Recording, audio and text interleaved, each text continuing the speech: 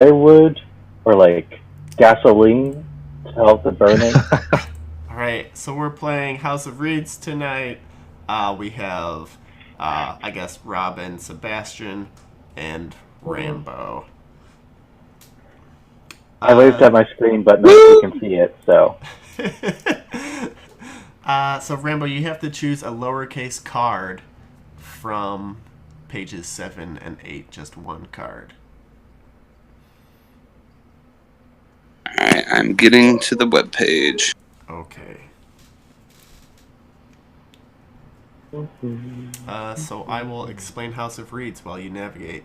House of Reeds is a storytelling game by this crazy guy who decided to release it for free. Um, it absolutely insane. Yeah, right. I know. It's his first game. It's inspired by something that I've never read. Um, it's pretty fun, and yeah, it's got support from Ben Robbins, the guy who did Microscope and all those other cool, fun story games. But it tells the story of a family in a specific place. So our family is going to be the peasant survivors from like episode 4, and our location is going to be that super bunker that they were all kind of held hostage in. Maybe Question about that. we might. Are we find going out to be more. what time frame are we dealing with? Is this like before the dead presidents show up and they're living in there, or is this after and like 5 is walking them back? Like, where are we at time wise? So we can discuss that, right? So there's some cards that are like leave, but we can say that that is when you guys come in. So if you want, we can do a little bit before and a little bit after. I'm fine with whatever. I was just wondering. I was imagining it. We're just telling the story of when 5 is there, but That's what I was thinking too. okay. But we can have flashbacks. We can have all the flashbacks we want. Mm-hmm. So how much is this like The Quiet Year? It's only maybe like 25% like The Quiet Year, Okay. I would say. It's still like a collaborative world building type of game. Yeah. Yes. And let's see here. If for Sebastian and Rob, you guys need to make characters. So I put the Google Docs link in the Discord. I'll put it in the Roll20 app. But gotta put name, age, and I don't know, identifying characteristics of a character of a person that is living in the silo. Okay. And Rambo, have you chosen a lowercase letter card yet?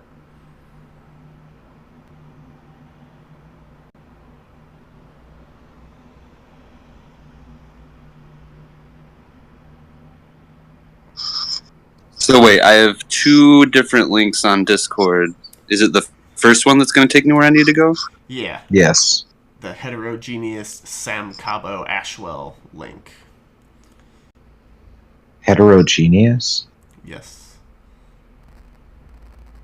What? That's the name of his like WordPress site. Oh, that's weird.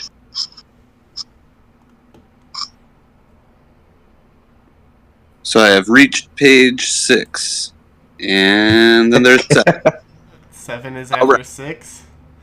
7 is after 6, but before 8. I don't know. There was a Yoda joke about 6, 8, 7 or something. 7, 8, 9. That's what it is. There you go. You Yes. win the Yes. cookie. Man, that's angry. So choose one of the cards with lowercase words written on them. We have story and aspire, and you get choice number 3, the final choice. Oh, definitely going to have to be humor. Ooh, with a U. So fancy. Humorous.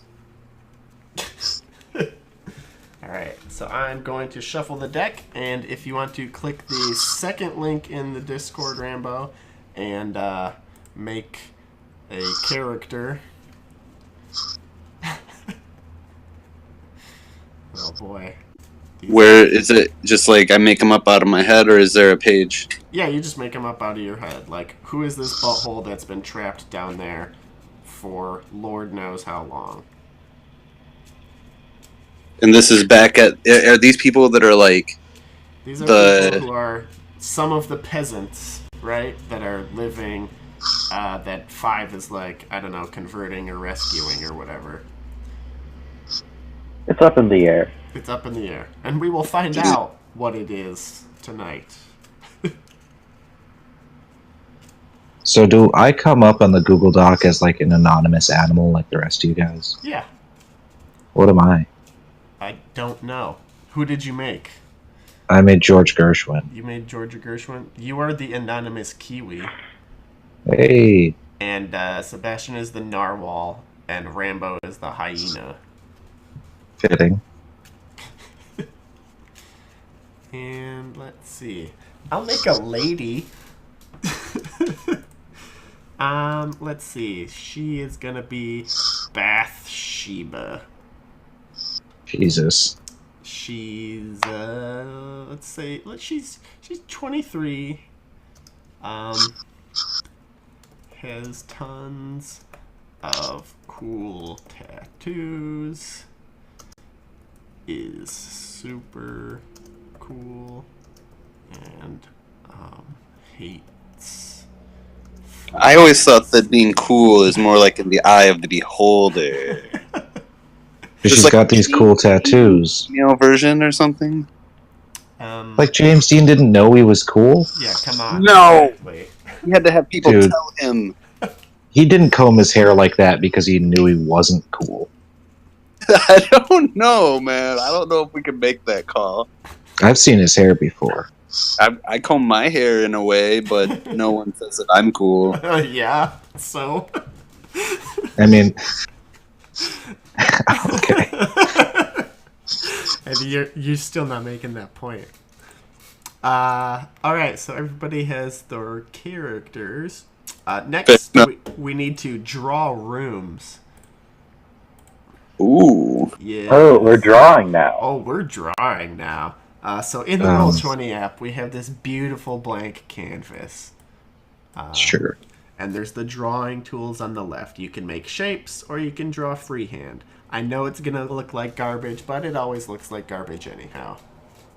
Can you ping where we're drawing right now? Oh, I'll drag you guys over, sorry. Oh, it's so blank. It's incredibly blank. We can freehand on this? Yes. Yeah. Mm-hmm. Oh. Alright, so let's go one at a time. Who has an idea for a room?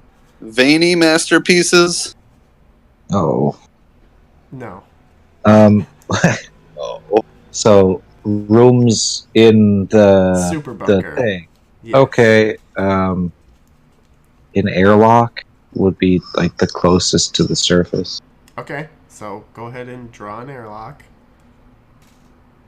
Okay. Boom! Airlock done! Let me add a door.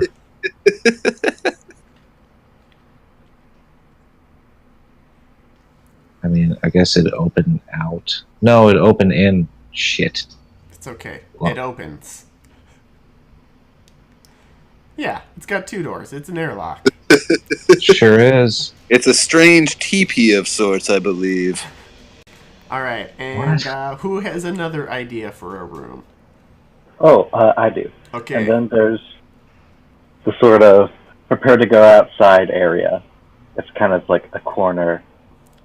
It'd be easier if I just draw it. Okay, so one thing to keep in mind with these rooms is these are where you're going to place scenes in the story that we all tell. So if it's just kind of like a lame place, like you don't really have to draw it if you don't feel like it. But if you're drawing it, it means it's important and shit goes down there. I don't know how I feel about my airlock now. Well, It leads to the outside. Yeah. Obviously, it's important. exactly. I'm gonna say my area is where we keep all the outside stuff. Like what? I really wish that Roll20 didn't assign you yellow, because I can barely see that. I mean, that's a nice, like, creme color. You can change the color. Oh, Yeah. his? Like, How do I change his color? There you go. There. Look. Oh. We can do that for other people? No, he changed Well, it. Oh, no, I okay. changed it. I think you have to stick with your own. Actually, I changed my mind. There's instead of just delete. There's It doesn't have to connect because we kind of understand the structure of this place. okay, That yeah. It's like many floors. Ooh. The central meeting area. Okay. Mm-hmm. And Rambo, you got a room? I was thinking of doing a cube from the movie Cube, but I think I'm gonna go with the. I'm gonna go with a stop sign-esque, octagon. Yes, the octagon. I didn't even think about the word, but it's perfect. Okay. What kind of room is the octagon? Is this where they sleep, eat, or I guess fight? This is the planning and danger room. Okay. Kind of like at the X-Men mansion. Got it. So the danger zone. The danger zone.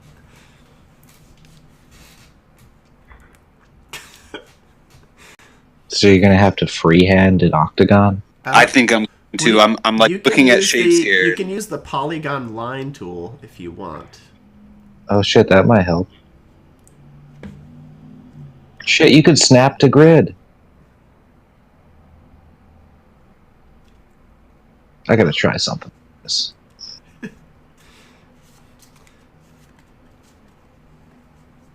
I already don't like it. You can't see it. Where is it?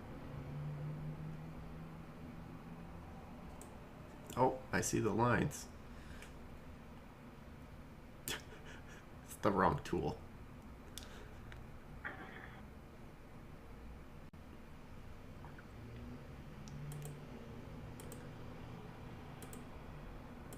You know what? How do I erase? I'm just gonna freehand this. This is crazy.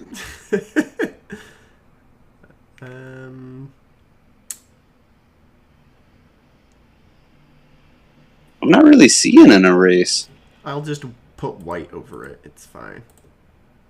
So if you go to select, you should be able to just like select it and hit delete, I think. But on my end, everything's getting I got all it. shitty. It's been deleted. Okay, so you're drawing the danger room. I guess, we got an airlock where shit transitions. We got a town circle where people meet. We got the octagon where people fight or train or something.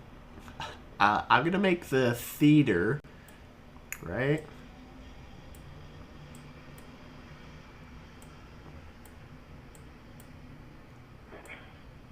And then,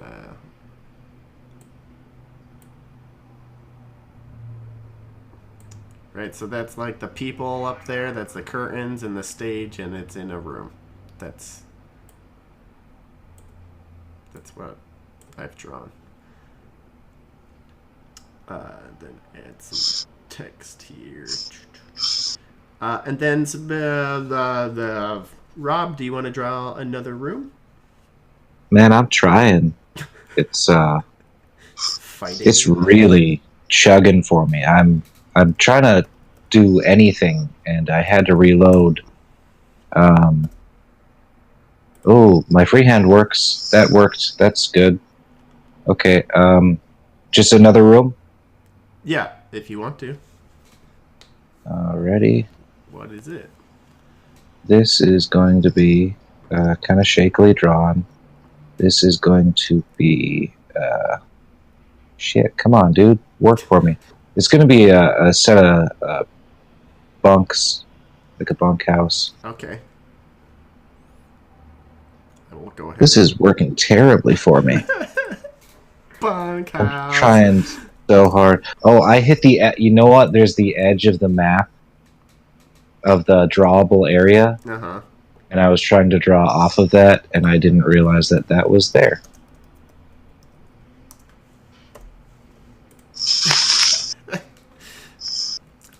So it's been a struggle session so far. All right. Sebastian, you want to draw another room? Yeah. The bunk. Shoot. I don't know the word for it, but the peasants sort of mined out a small portion of the bunker, so there's just kind of an alcove. Okay. It can just be They mostly use that for private conversations and to get away from a private alcove. Yep, to get away from the, evil monarch. Yep. All right, and Rambo, do you want to draw another room? Where is this place supposed to be again? Which place? Like this whole arena that we're drawing. So remember when you went into that building at the top of the hill and then went down through all those floors and then murdered all those people at the bottom? It's that place. Oh, definitely. This is what's at the bottom of the pyramid thing we went into? Well, it's what is inside of it. So there's the airlock at the top, and that's how you get in. And then there's the bunkhouse where they sleep, and the theater, and the place where they meet, and I guess the octagon, and there's part of the wall or the ground that's been chewed out into this private alcove. It's a damn good octagon. No, I might have figured out the snap to thing.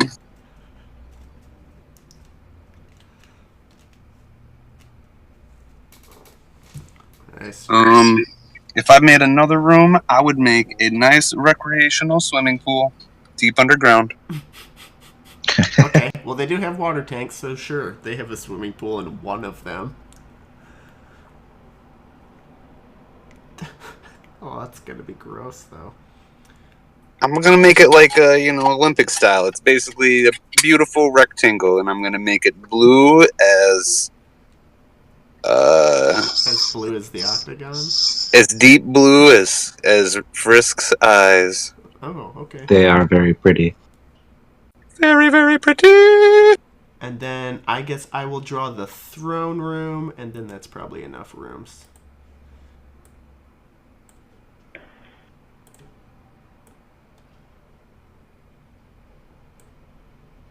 And it's got the throne.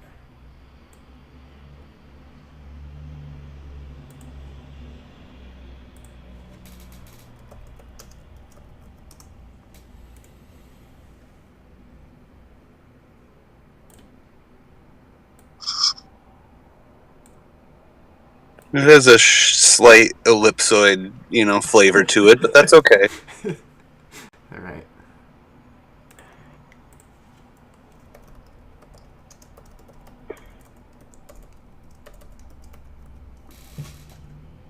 So what's going on with the theater there? That's the theater. Is that a top-down view is what I'm asking? It's the fourth wall! So this is the stage, right? Oh, it's isometric. Yes. It's a really great isometric drawing of a theater. Well, I wasn't sure if there was like a huge kink in the middle where like people couldn't see the stage if they sat in a certain spot. Well, you're free to imagine that. And narrate Worst that. theater. Worst theater. This map isn't necessarily geographically correct, I take it. Oh, I don't know. I mean, maybe.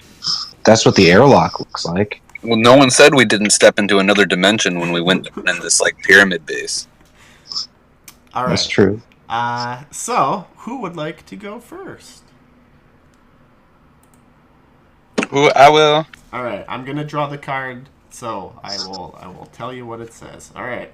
Ooh. Okay. Story. One family member tells a story to another. What does it mean to the teller? What does the listener get from it? All right, so you have to choose a room, and then if you look at our characters, you have to choose which two characters and then tell the story and so on. So you just narrate the whole scene, Rambo. Alright, so it'll be Mr. Pink, who I have lovingly created. And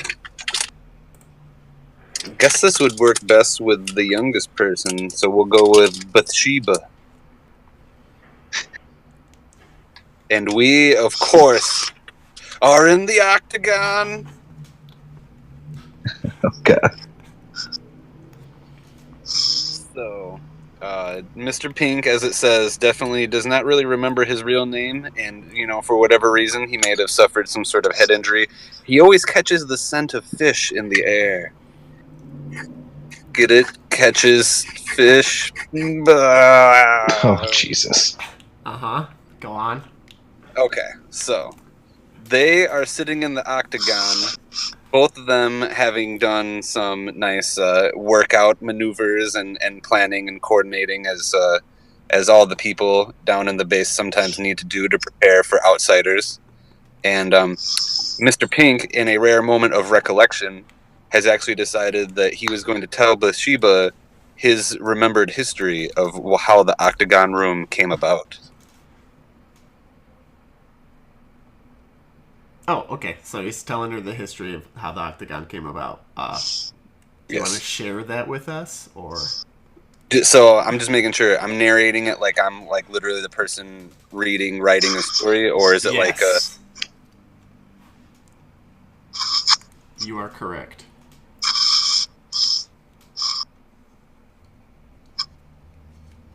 Okay, so I will narrate an entire story. Just the gist of it, you know.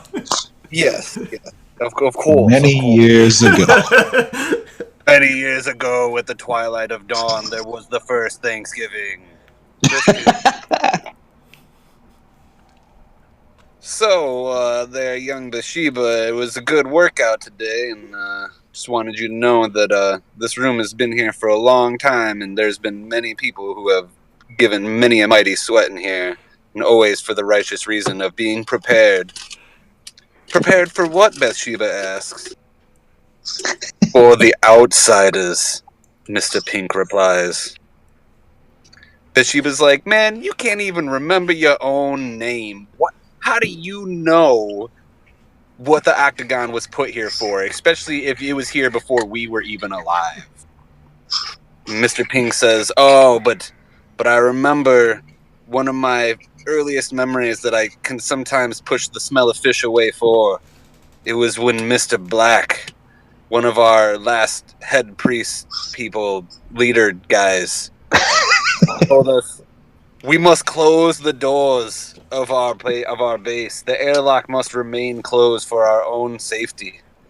And in the course of locking ourselves away, we must prepare for others who may want to come in with us.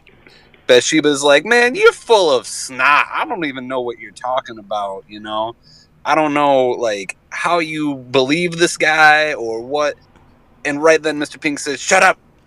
Don't you understand there's high-tech machinery in here? You think that we were the first ones? You think that even humanity built this place?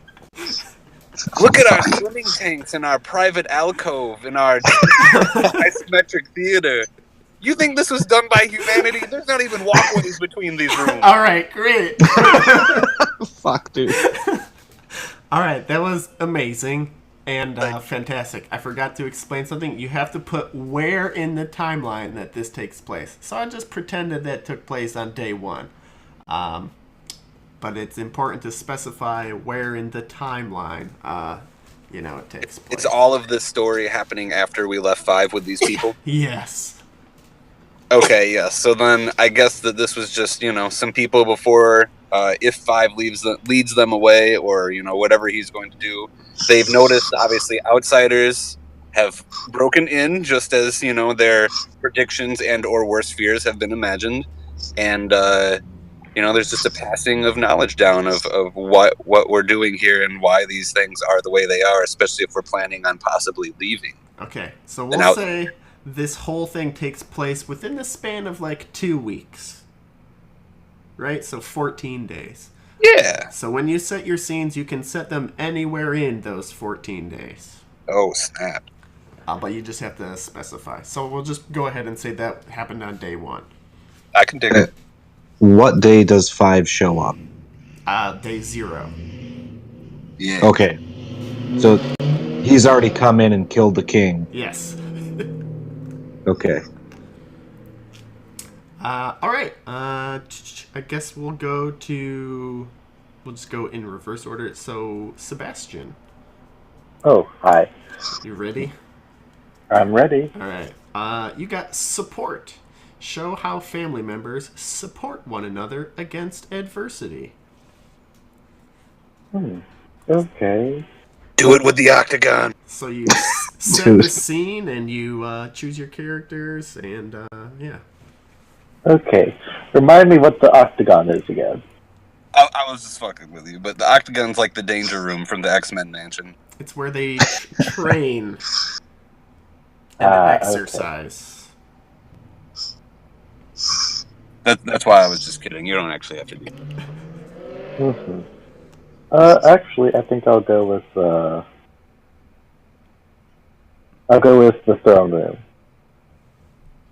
And I have to choose specific characters? Yes. Yeah, from the ones that we made. Okay. I'm going to choose George Gershwin and Henry Goodman. All right. This would be like, I would say, before 5 showed up. So. Okay. Well, we want to keep the timeline kind of within those 2 weeks, but this is fine. Mm-hmm. Day -2. Yeah. Day negative what? Yeah, -2. -2. Okay. Fair enough. Yeah. Apparently, the rulers were, well, being stereotypical Game of Thrones rulers and being unnecessarily awful. And it looks like they decided that there needs to be another culling.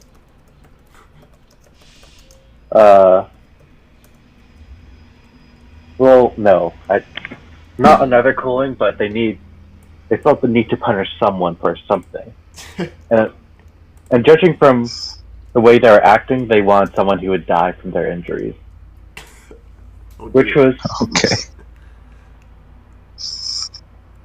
Which in all likelihood was going to be George. But thankfully for George, Henry took the fall for him. And had an accident. Which room does this take place in? The throne room. Okay, sorry. Had an accident, and he was brought forward to the rulers. The accident was bad enough for them to want to punish him and to essentially do their worst to him. Essentially saving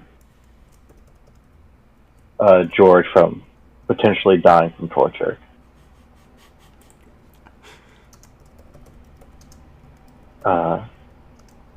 I'm gonna say that George kind of realizes that his ass was saved, but doesn't realize that it was on purpose.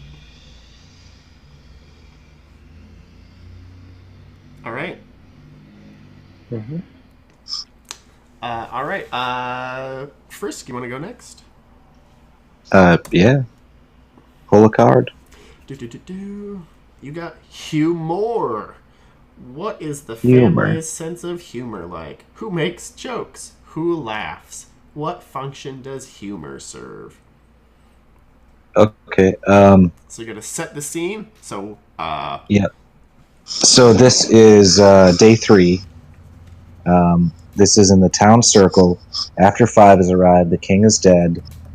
It is between Henry Goodman and Bathsheba, and they're in the town circle with a bunch of other people. And their humor is decidedly dark. I'll just tell you that right now.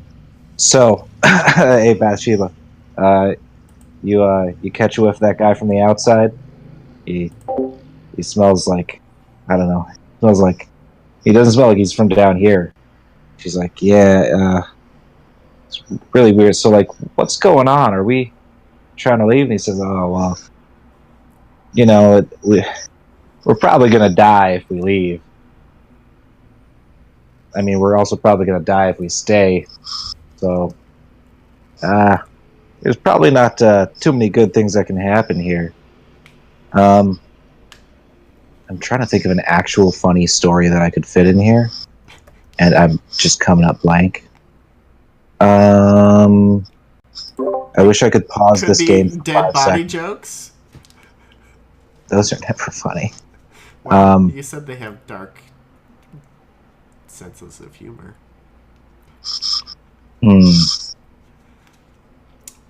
Poop jokes are always kind of funny. Fart jokes, maybe. Okay, yeah, okay, I can work with fart jokes. Fart jokes are something I can do. So, yeah, so he's talking about Sheba, and he's saying, you know, well, you know, we probably got to get out of here. We might die, but, you know, we stay down here, we're gonna die from all the farts. And then she just looks at him like, dude, what? And he's like, farts, and he winks, and he kind of nudges her with his elbow. She's like, that's not. And he's like, well, come on. And then he actually farts. That's the best I can do.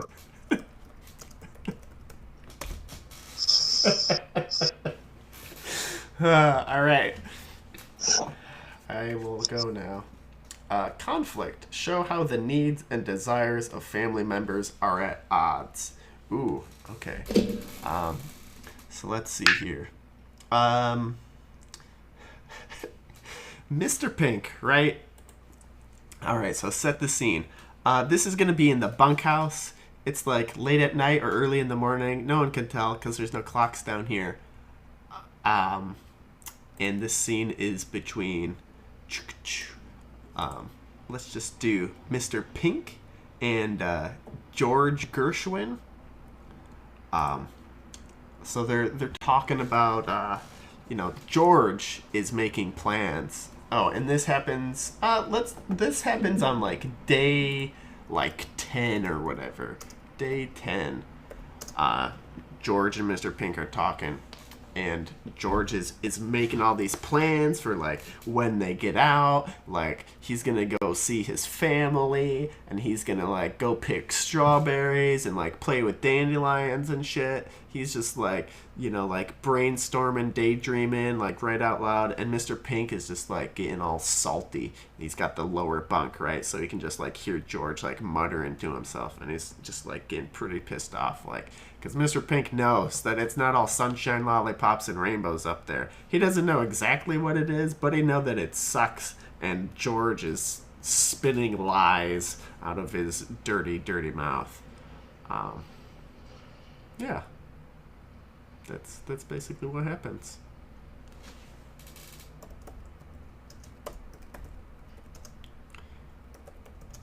And, Mr. Pink, obviously, he's going to make his feelings known to George, and it's just like, shut up, like, everything sucks out there, you don't even know, and then George is like, yeah, well, you know, it's better to, like, have hope that things are good than to, like, live a shitty life down in this, like, hole, like, I hope when we get out that you become a better person, and Mr. Pink is just like, that's it, and he just, like, jumps out of the bunkhouse and, like, walks away to go do something else. All right, Rambo, you're up next.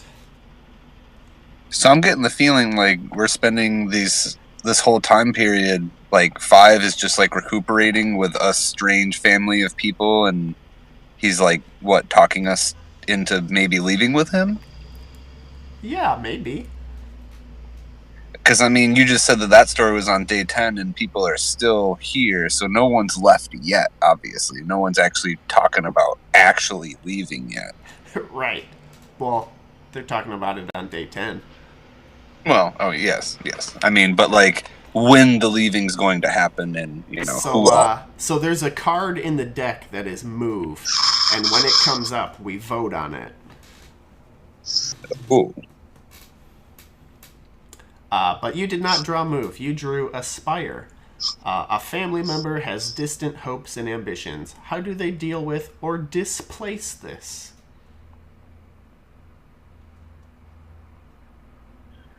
So I can pick any of the 4 people for this then, is what you're saying? Yep. Yeah. Gotta pick a room, the people, and narrate the scene.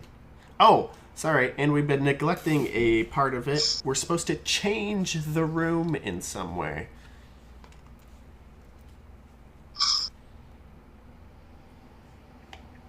Come again?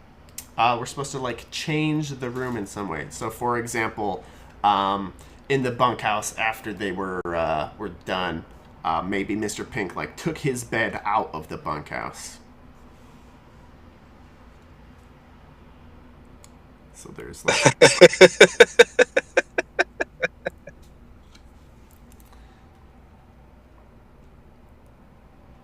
All right. That's a fart. I drew a fart. Got it.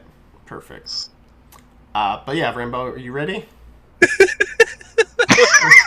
Oh, wow. It's so At first I was like, it's a dick. Is it a dick? Oh, nope, those are butt cheeks. I totally see what's happening here. So you got aspire. A family member has distant hopes and ambitions. How do I'll they go deal with, or displace this? I'll go with day 9, and we'll go with Henry Goodman. A nice middle age to still have hopes and dreams of the outside world, but he still has a little bit of that dirty, hard, pessimistic reality beat into him from his years.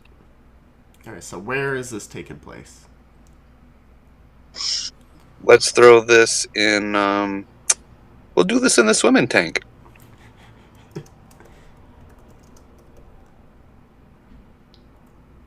All right, narrate away. As Henry Goodman has gotten to know this outsider, this 5, as he calls himself, he knows there's much more to it, and there's more V's in the name, but he always comes back. Numbers he's remembering very well. He has decided that the outsider must be bringing news of the truth, of the only truth that he can go find, and that is that he has been basically unknowingly, perhaps unconsciously, trapped down in this place without knowing what the outside world is like. He feels that for some reason the only way to best prepare is to keep his endurance up. He only can believe that the outside world could be a wasteland, but at the same time he knows that he hopes for all the stories that 5 has unraveled to be exactly the truth. So day in, day out, he does many hours of swimming, preparing, breathing, moving his arms and legs, knowing the travel, if it is there, will be long and hard. And if this outsider lies, he must have his body ready, and he must take this time alone to swim and prepare himself mentally. All right, and how does the swimming tank change? Since he has been almost the only person swimming, many others neglect. Our friend Henry has decided that this is his swimming pool. So you're saying it gets all gross? I'm trying to make it happen. My computer's fucking with me. Okay.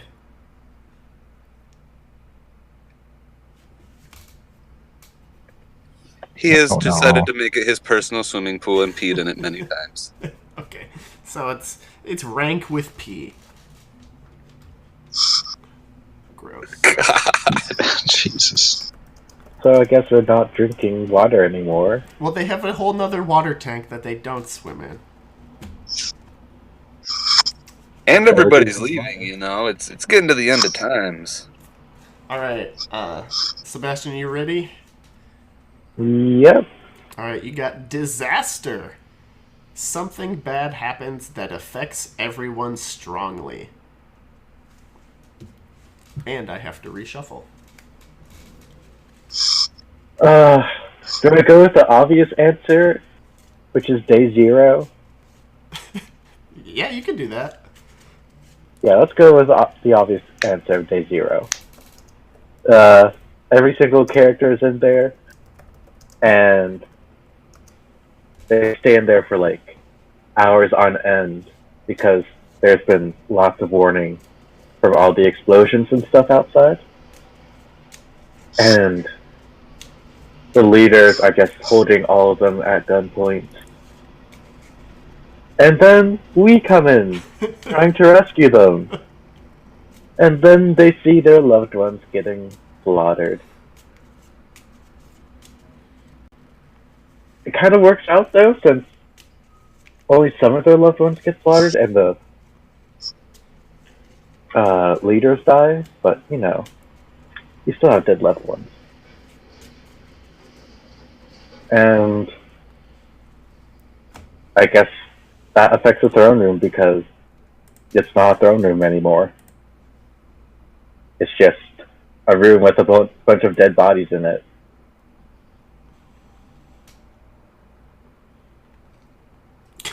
All right. Well, yeah, that would affect everybody strongly. Mm-hmm. All right. Rob, are you ready? Yeah. Pain. Pain. Ooh. Show how one family member causes another suffering. Ooh. Okay. Give me a minute to think about this one.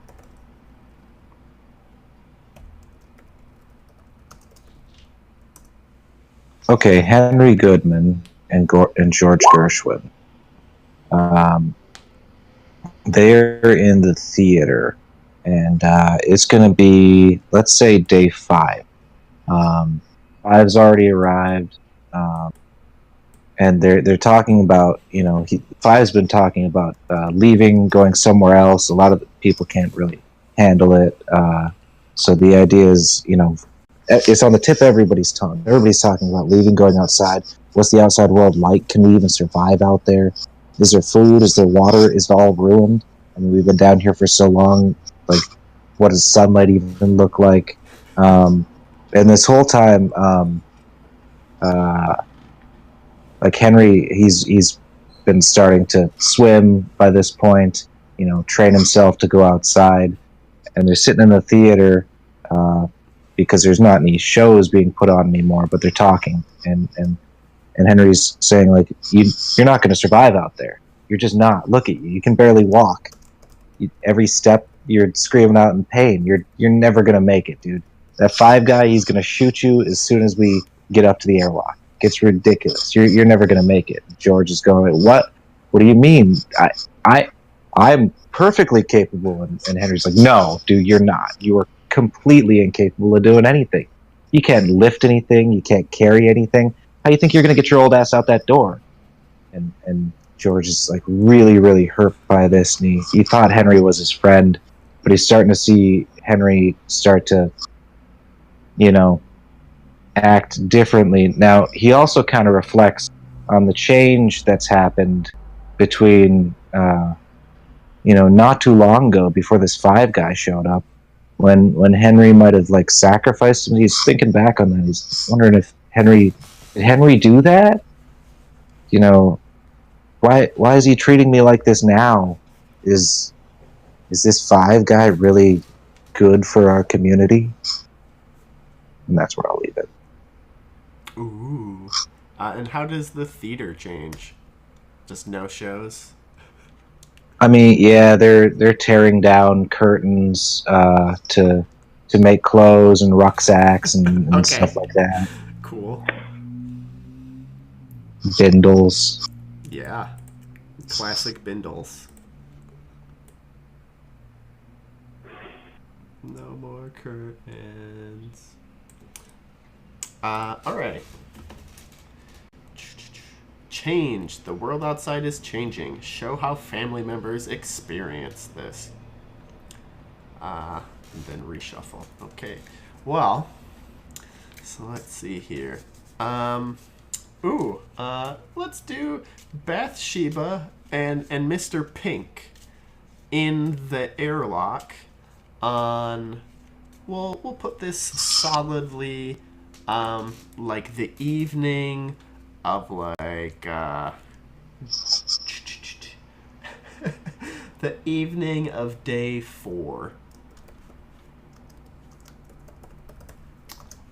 So Bathsheba and Mr. Pink are like mucking around, but they're like walking up the stairs to the airlock, and all of a sudden like water starts to like slip down the stairs, and they're like, what the hell? So they like go into the airlock, and they're both just like, holy shit, like frozen with fear as like water is like, you know, rocking in through the cracks in the door because it got rocked by a bomb, if anyone remembers.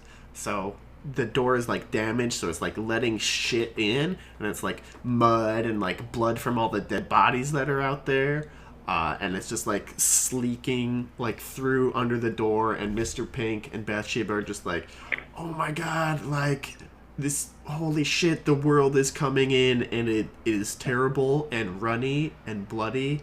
And Bathsheba's like, listen, we should probably just not tell anybody about this.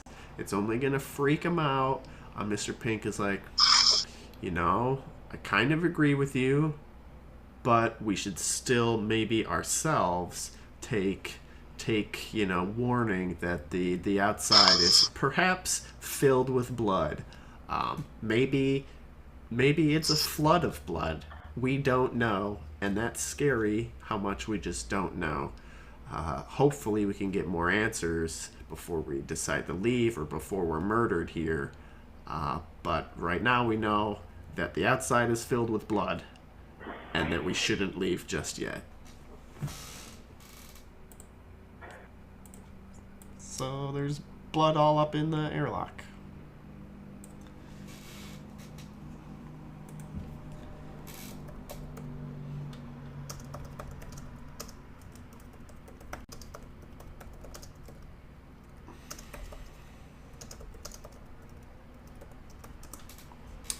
And Rambo. You ready? Hit me. You got story. One family member tells a story to another. What does it mean to the teller, and what does the listener get from it? I think I've heard this old dog and pony show before.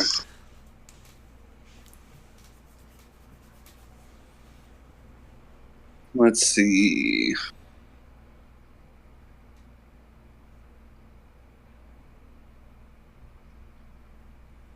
So these events can only happen with these 4 people? Yes. You can, like, refer to other people, but we're only telling the story about these 4 people.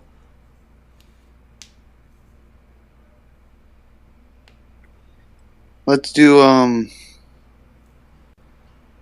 George Gershwin and Mr. Pink. Right. And we'll have them speaking alone in the private alcove. Okie dokie. And what day does this take place on?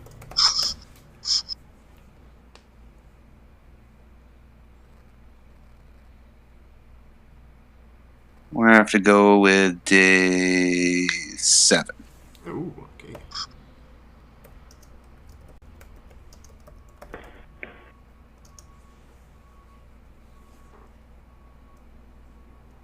All right. Mr. Pink is telling George a nice little story about some news he heard from Five. You know, he recently was having a discussion with Five and got some news out of him, and he wanted to share it with George because George has, of course, still been feeling quite down after Henry's naysaying a few days ago.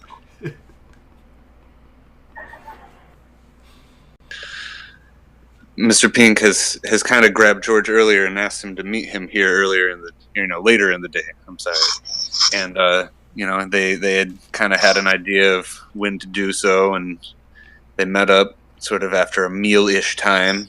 Breakfast and dinner don't really have meanings down here, and Mr. Pink tells George to cheer up, good friend. We've been here for a while now, and we've definitely seen some sights and learned a few things that we never thought could be true and never thought would even be a reality for us to come to terms with or know about in the first place. It's like out of our wildest imagination, I feel. And I just wanted you to know, it sounds like there's more hope for the outside world, even for people like you and me, who don't have as much of a happy-go-lucky, it's all gonna be fucking daisies and roses up there kind of thing. I think Five has made mention of a possibility of his friends who seem to have some sort of mobile unit. It's like a giant metal box on wheels that is driven by a magic, basically. I mean, it might as well be rocket science, and we're not making rockets around here. But he says it can move people, and even us older people who might not make the trip so easily. I think we could still definitely get away with our handicaps and still make it to a safe place, since he says that directly around us is not much, but there is more to humanity in the world outside if we can just make the distance. And now we know there's a way that possibly even we can. And you, as ill-equipped, bipedal human that you are, you can still make it. There is hope. And how does the private alcove change?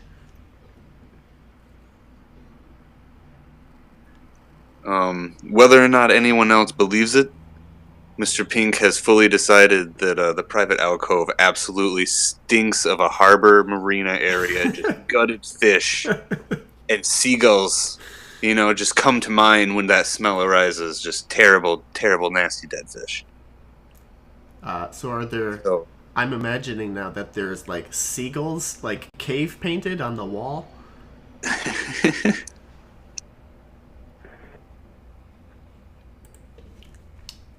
All right. So, Muffin, if you want to draw some seagulls. So how long have these people been down here? You should tell us when it's your turn. oh, snap. All right. Sebastian, you ready? Sure. All right. You have pain. Show how one family member causes another suffering.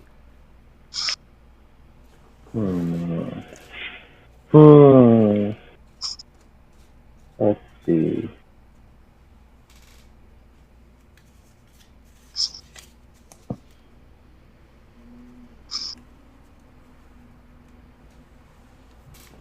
Okay.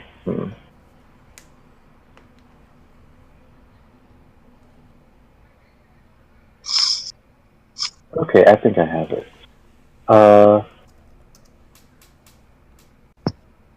Mr. Pink takes Bathsheba to the airlock to show her the outside. Which day is this?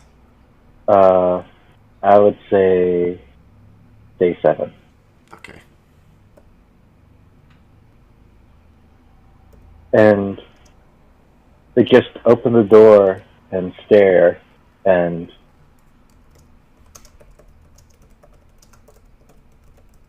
Mr. Pink says, I know Five has been telling us a lot about the outside, and that there's a whole bunch of opportunities. But you can't forget what our Lord taught us. The outside is horrible,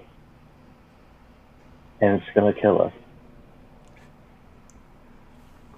What do they see when they open the door?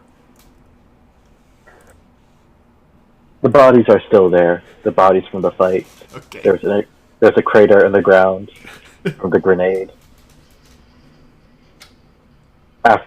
By now, there's lots of rots and flies. And Mr. Pink says, I just don't know. I just don't know what it's going to be like for us. But I imagine there's a pretty good chance it's going to be worse.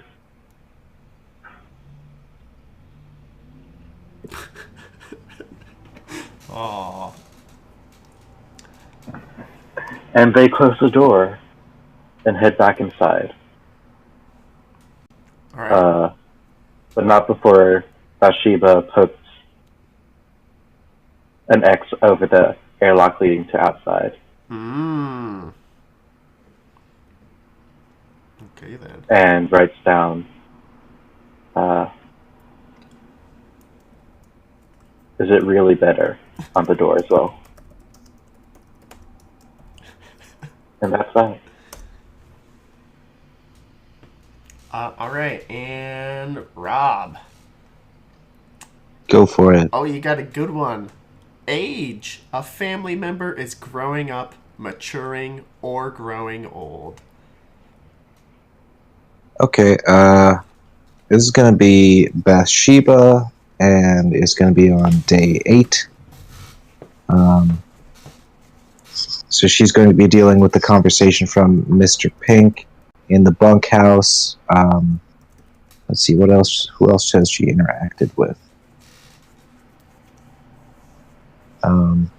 So there's the danger room discussion on day 1 that she...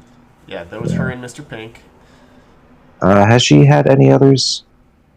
It's pretty much just been Mr. Pink. Okay, so she's going to be in the bunkhouse, trying to make up her mind about, like, what does she believe about the outside?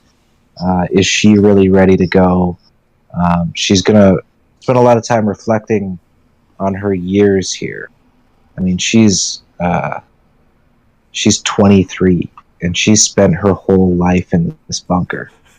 You know, she doesn't know whether or not, like, the real world is poison outside. She heard that there's, like, blood pouring in the doors. You know, and it sounds terrible. But she's also reflecting on, you know, how terrible it is in here, too. You know, there's a whole bunch of weirdos and unsavory characters, but I don't know. Maybe it's not good outside. Maybe we do need to stay. Maybe it's time she made her own decisions and didn't follow other people. Maybe she's going to stay. Maybe she can convince other people to stay. And see. Right, maybe convince others. I don't know how this would change the bunkhouse at all. Maybe she starts to associate the bunkhouse as her own... there used to be a throne room. No one's referring to that as a throne room anymore, but maybe if she could convince enough people, this bunkhouse could become a new...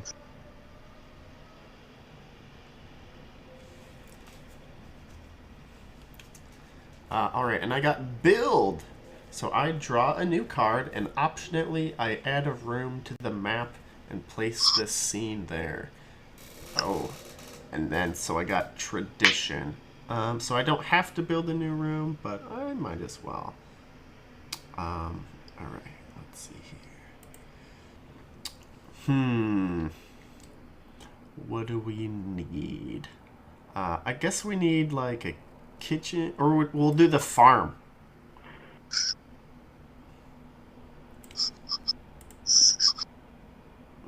The farm.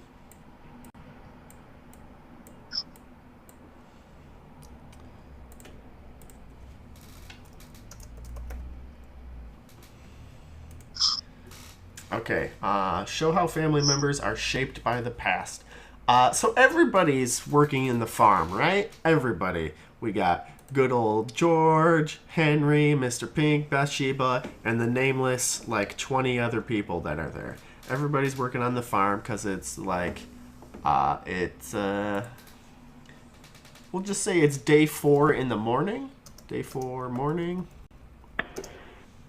Everybody's working on the farm. You know, they're building up food. They're just like not sure if they shouldn't stop farming. They haven't been told like explicitly to farm, but they're like going through the motions. You know, like something in their bones is like, oh, this is farming day. Like, and you see them like digging at the plants, watering them, and then like they flinch every once in a while, and like after a while they're all like looking at each other like, why do we keep flinching?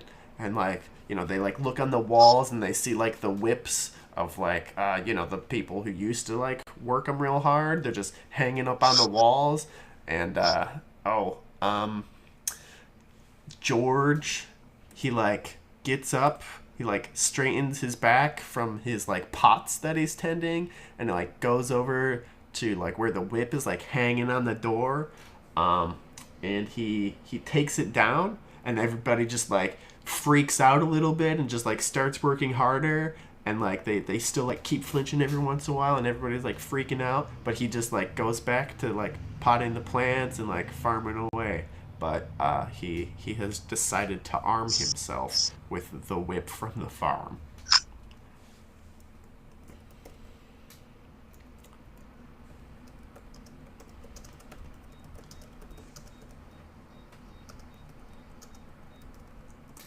All right, Rambo, are you ready? You know it, dog. All right. Complicate. Reveal something unexpected about a family member. Oh, that's perfect. I'm gonna go with day 6. Early morning. Mr. Pink. Where at? So, I think at this point, we can obviously affect rooms more than once and go to places more than once. Yeah, yep. I guess I will go with the bunkhouse where Mr. Pink is laying in his bed, having just woken up earlier than expected with a hot and feverish idea.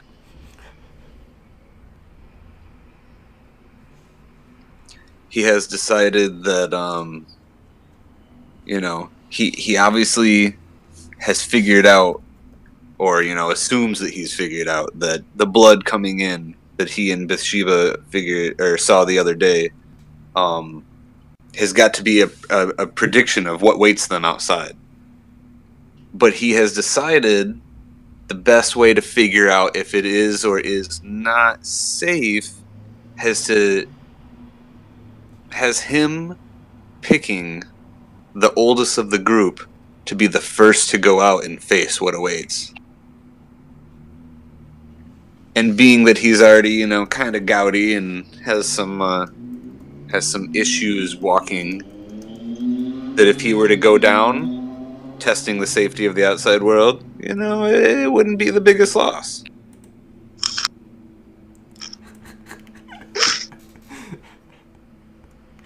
So he has decided that he will meet up with George at some point the next day. And he needs now to start constructing the best kind of buddy friendship, lying to your face because I'm kind of feeding you to the wolves and throwing you under the bus at exactly the same time plan of conversation, strategy, lockbox. He's putting it all into theory and putting theory back into questions and then questions back into school because he will figure this out. He has work to do. All right, go Mr. Pink. All right, Sebastian, are you ready? Yeah. All right, you got progress. Something good happens that benefits the family as a whole.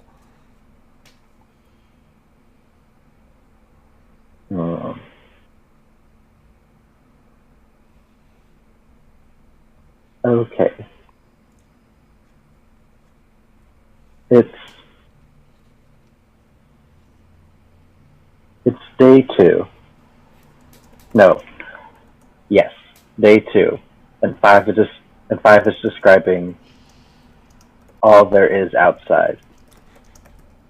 And Henry and Bathsheba are next to each other as 5 is as describing So what is where is everybody? the town circle, Okay. where everyone can be like without being crowded. And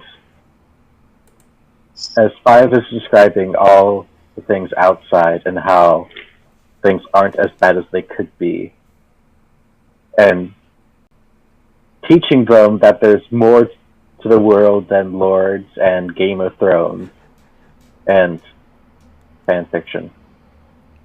Not the fan fiction. Everyone is slowly coming to terms with the fact that they don't need to be serfs for the rest of their lives in a bunker. Bathsheba is the first to realize this, and Henry, and eventually convinces Henry that maybe the outside isn't too terrible, or at the very least, it might be better than here. And after that, the town circle kind of becomes a place where everyone discusses the outside, and it could be good. It's also the place where 5 kind of sets up his soapbox. All right, so we can say he literally sets up a soapbox. Oh yeah, he brings one wherever he goes.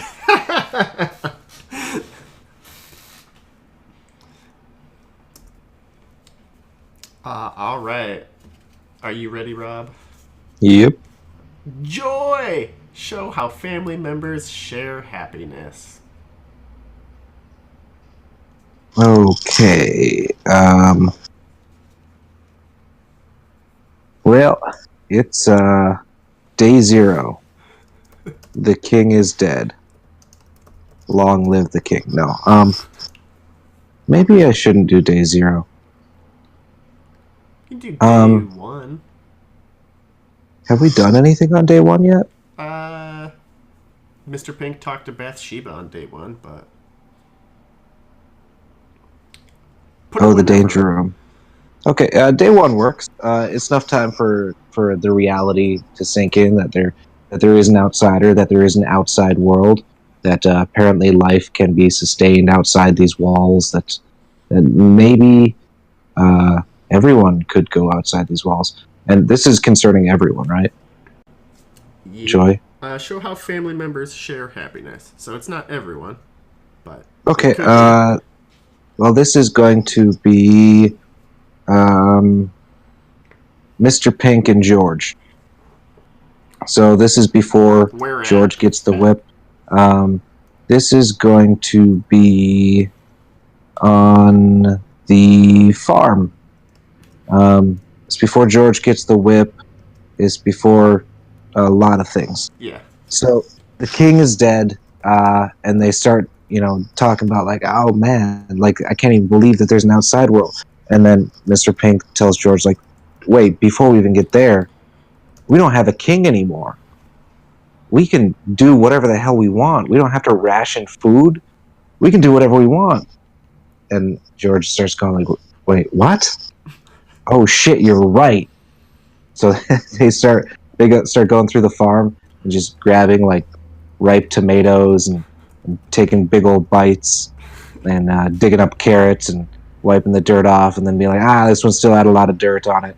And they're having a good time, eating a lot of food, and eventually they start yelling, "Hey, everybody! We don't have to ration food anymore." So that's what they do. Oh, beautiful. All right. Got conflict. Show how the needs and desires of family members are at odds. Oh, again. Let's see. oh, George. So George is in the throne room. Wait, no, George is in the theater. This is perfect. This is like day 9. Day 9.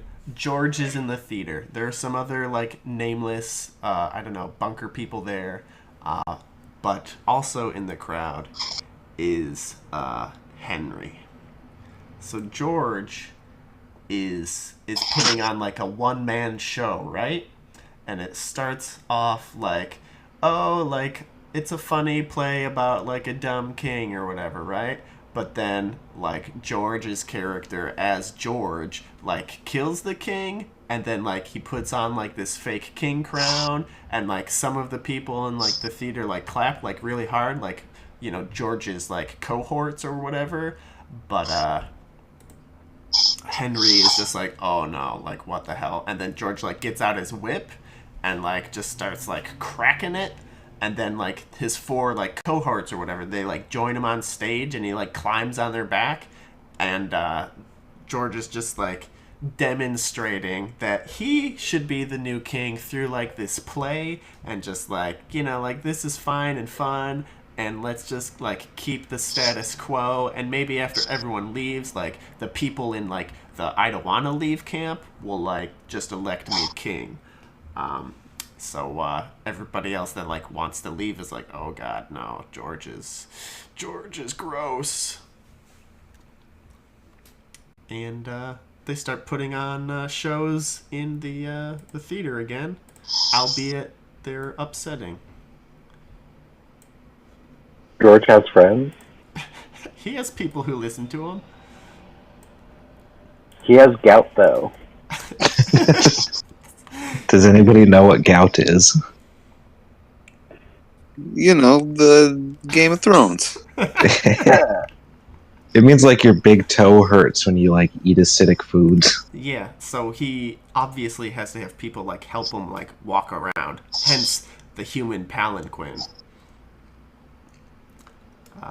So George plays Monarch and, you know, spouts monarchical bullshit to the let's stay here camp.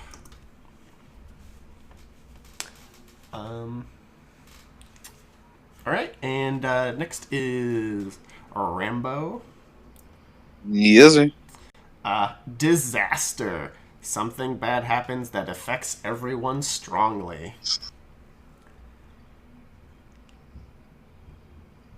I feel like maybe I can up the ante a little bit here. Go for it. The ante is so high already. We're gonna try, man.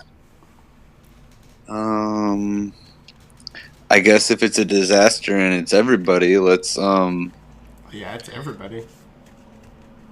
Wow, God. All right, let's have it in the town circle, and everyone's gathering round. It seems like Bathsheba What day and is it? oh yes, it is day 12. Okay. Bathsheba and George, their conversation got a little louder and out of hand, and everybody else has been kind of just like slowly, you know, hearing the kind of yelling match. They've all kind of ended up slowly being drawn to the town circle. Upon arrival, they find that Bathsheba she didn't quite mean to, but she has completely let slip the secret to George a few days ago about the blood in the airlock. And he seems to have figured out that since Mr. Pink knew about the blood in the airlock with Bathsheba, and yet here is Mr. Pink kind of giving him all these like little pep talks to get on out of here and see the world and see what's happening. It seems that he is blaming Bathsheba and Mr. Pink for basically setting him up to die when he's not even sure he's ready to leave. And he is basically calling, in a sense, heresy, mutiny. What is this? I thought we were a family. And instead, I see that you guys are like plotting against me. And Mr. Pink comes up and he's trying to pull Henry, I think, with him. Yes, pulling Henry with him, and almost as like a enforcement, perhaps. They're deciding that maybe it's time now to find out just what's in the outside world. And he's telling George, I think it's tonight that we're going to have you go out that door, whether you want to or not.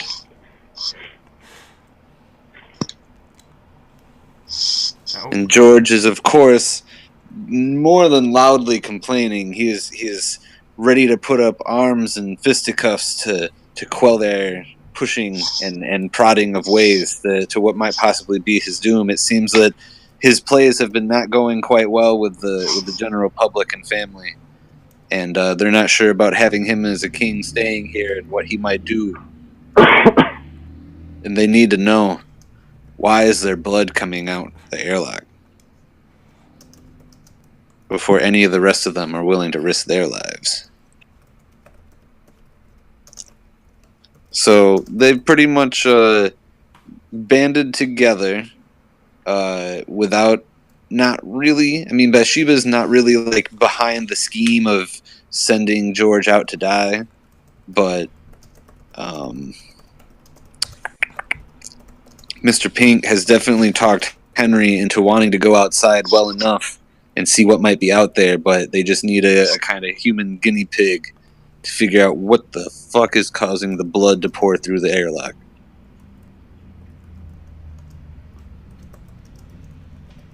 And it looks like Bathsheba's just caught in the middle.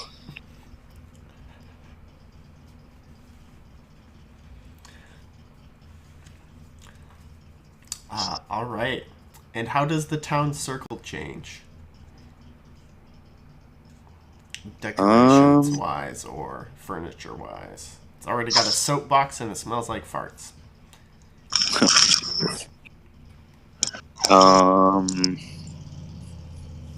I guess there's going to be a nice little, I can't remember what the old-timey term is, but they're going to have like the, like manacles, town shaming, Stockade. Stockade. The stockade. George is now in the stockade waiting that night. Oh, okay.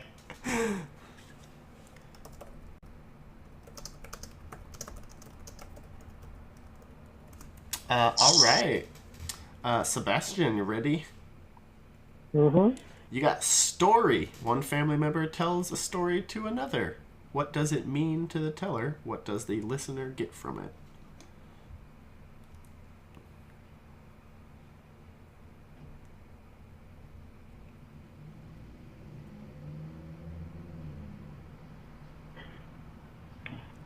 Let's see.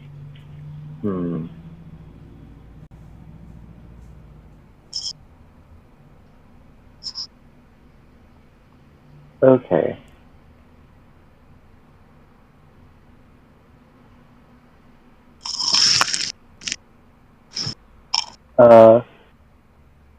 Henry.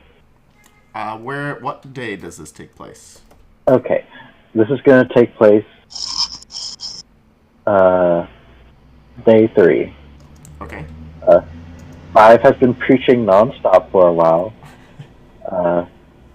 And Henry is asking Bathsheba what she remembers before the bunker. And where is this conversation taking place? This is taking place in the bunkhouse. Okay. Yes. It's late in the day, probably just about to turn into day 3 or 4 or the day after, yeah. And Bathsheba goes on to describe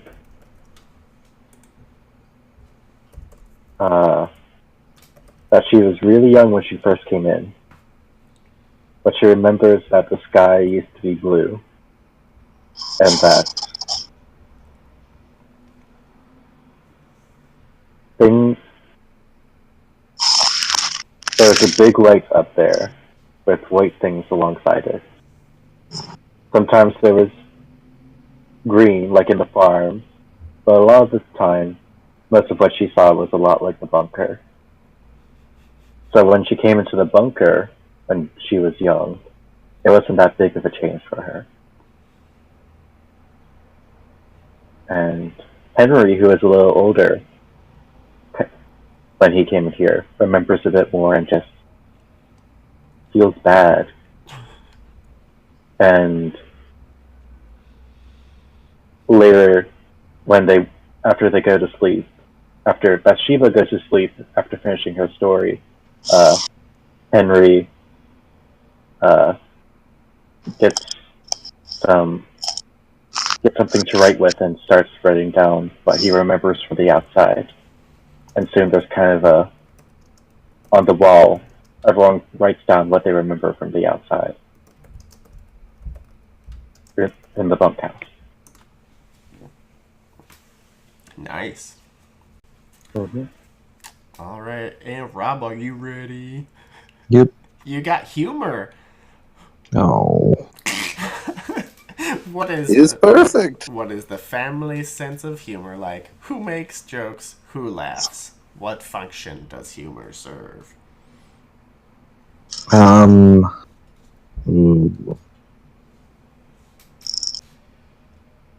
Okay. It's going to be day 12 in the evening. It's going to concern everyone, and particularly George. So George is in the stockade, and everyone is fully done away with rationing by now. And they got a couple of rotten tomatoes, and they're throwing them at him. And then a faceless man in the crowd says, "Let's bugger George," and everybody laughs because it's that's a funny thing, and that's what happens when you're in the stockade. And George is crying and weeping, "No, no, no," and everyone laughs, and then it happens. The end. All right. I told you they had a dark sense of humor. And how does the town circle change? I mean, everyone is traumatized, especially Right. George. It's a really fucked up thing that happened, and the guy that did it, everybody's going to look at him weird. But now there's a sense of shame associated with the town circle. Yeah, I bet. Ooh, arrival. A new member joins the family. Holy shit, how? Includes birth. So one of the other, tank people, she she gets a PC Halo, so to speak. So let's say it's like Bathsheba's like younger friend, who is a recent addition to the tank. Like she's been here for like 4 years, so she saw the crash, but was like kidnapped and like taken inside during all the chaos of the crash. And her name is let's just call her Raspberry. On account of she has like one of those like purple splotches on her face. And Raspberry, we'll put her at like 19. And splotch on face. And she remembers the most of the outside. So we can say like she was in a starvation coma, and finally with the end of rationing and everything, like they're like, oh yeah, we can heal Raspberry. So they like hook her up to the IV, and like she finally like comes to and everything. There's plenty of salts in the swimming tank. So many salts. So yeah, that's what happens. So she like comes to with food from the farm, but she like she's like, I don't know, resting in the bunkhouse, but they fix her up and she's like, and she like on her coming to, she's like, oh, I'm still down here. I thought it was over. I thought this was all a dream. And then like she looks around and she sees like people she recognizes minus some people, but then she sees like 5 and is like, oh, there's a stranger here. And then she's like, maybe this isn't a dream. And that's that scene, and that will happen on let's do a day 10. Day 10, Raspberry comes out of the coma, and there is hospital equipment inside the bunkhouse.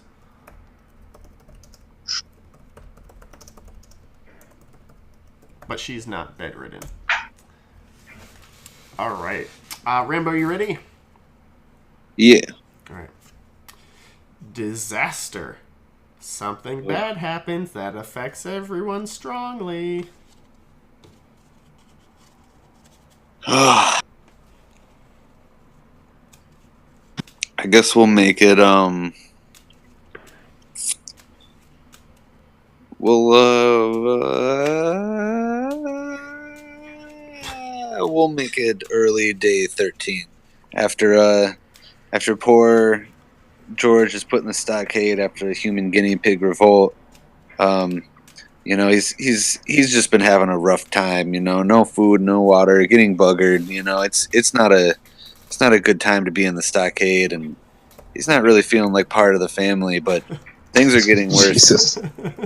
He's been left there to chill overnight because everyone got a little bit weird after all the buggery, and this is George. What it's funny, but we really did that. That really, oh man, man, we're gonna take this into the outside world. This is a traveling dog and pony show.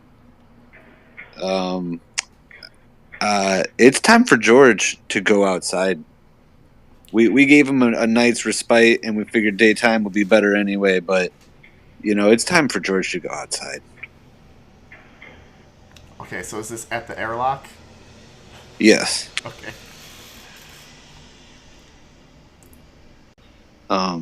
So there might have been a point that I didn't quite hear, but there's actually just a bunch of dead bodies, or is that just like the running story after finding all the blood? I mean, yeah, there's actually a bunch of dead bodies because 5 murdered. Mill murdered them with their grenade, and then everybody shot them all. The survivors. So a lot of those people died, like chilling right over the airlock area, and a lot of their dead blood is just pouring in. Yes. And that's in connection with our past story. Yes. Okay. Well, George is at the airlock, and everybody's there. Bathsheba is still not really sure, why she isn't stepping up to do something about it, but she just feels a little bit, underprepared. Even with it's her sister Raz, right? Yeah. Adopted even with sister. Her sister. Even with her adopted sister Raz back and awake. Excuse me. It still doesn't feel like she and her sister would be enough to help George out of this predicament, especially with Henry and Mr. Pink so hell-bent on getting the fuck out of this place. So it seems that George is the guinea pig. That's the way it's going to be. And Bathsheba and Raz are watching as Mr. Pink and Henry have these crudely pointy sticks made from George's old bunk bed. That was, of course, I think it was George's bunk bed that was removed from the bunkhouse, and they're kind of poking him and prodding him out the door, and he's like, oh, like the dead bodies, ugh, you know. And then he there's like a weird like stairwell that he's kind of climbing up throughout these airlock doors, and it's just a few steps, but it wasn't enough to help him in any way, and it was also enough just to kind of create a problem for him in the sense that he didn't see or really get a sense of hearing of what was at the top of the steps, kind of noshing on some of the dead bodies, and a few very, very large and intimidating creatures of some sort of... it seems to be like a humanoid, human-esque figures, but they're just all kinds of nasty, mutated, maybe it was radiation or maybe Cronenberg bomb went off, and it's just like these weird multi-mouthed and multi-armed limbed monsters are kind of strutting about in a slightly humanoid way, slurping on the dead bodies and just making weird suction slurping noises. And George is spotted and runs back down, and the fear and pale whiteness of his face convinces everybody to shut the door behind him and let him live for the moment and tell a story. Wow. Oh shit! And the airlock door, the door to the airlock outside is now, key code punched in, twirl of the machines, closed, locked door. Everybody's got to put a handprint on it to decide to go out at this point because it's just fucked out there. Hold up 1 second. So this is a moment of pure, terrifying news, everybody. Wow. All right. I dig it. Sebastian, are you ready? Let's do it. Aspire. A family member has distant hopes and ambitions. How do they deal with or displace this? Okay.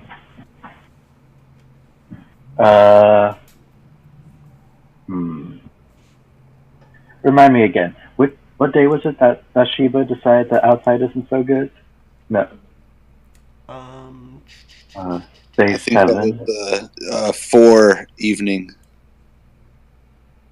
Well, day 7, she and Mr. Pink and day 8 go up to the door. Yeah. Okay.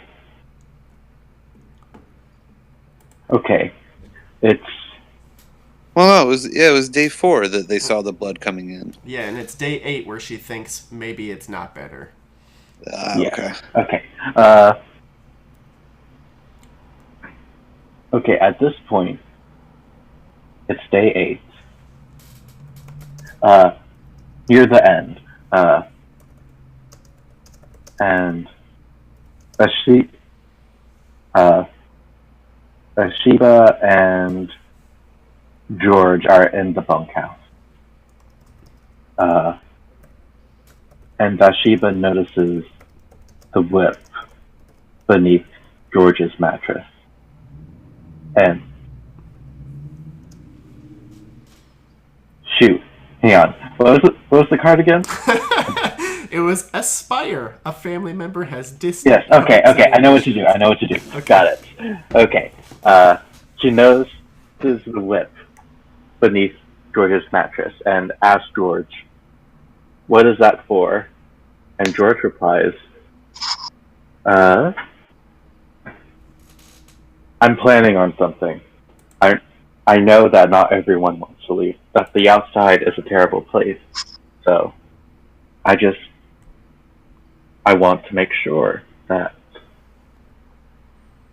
when it all goes bad, I want them to know that I'll be able to protect them. That I will be a good lord." And Bathsheba listens to his feel about his desire for power and suggests, "You should put on a play. Don't wait for any of the bad stuff to happen. You should show them. Show them soon. Show them tomorrow." And convinces George to do it. Ooh. George is the most tragic figure. Is he a hero? Is he an anti-hero? We don't know yet. And Bathsheba goes to bed thinking, George is a dumbass. He would never be a good lord like me. Ooh, nice. All right. And how does the room change? I guess just the whip is in there now.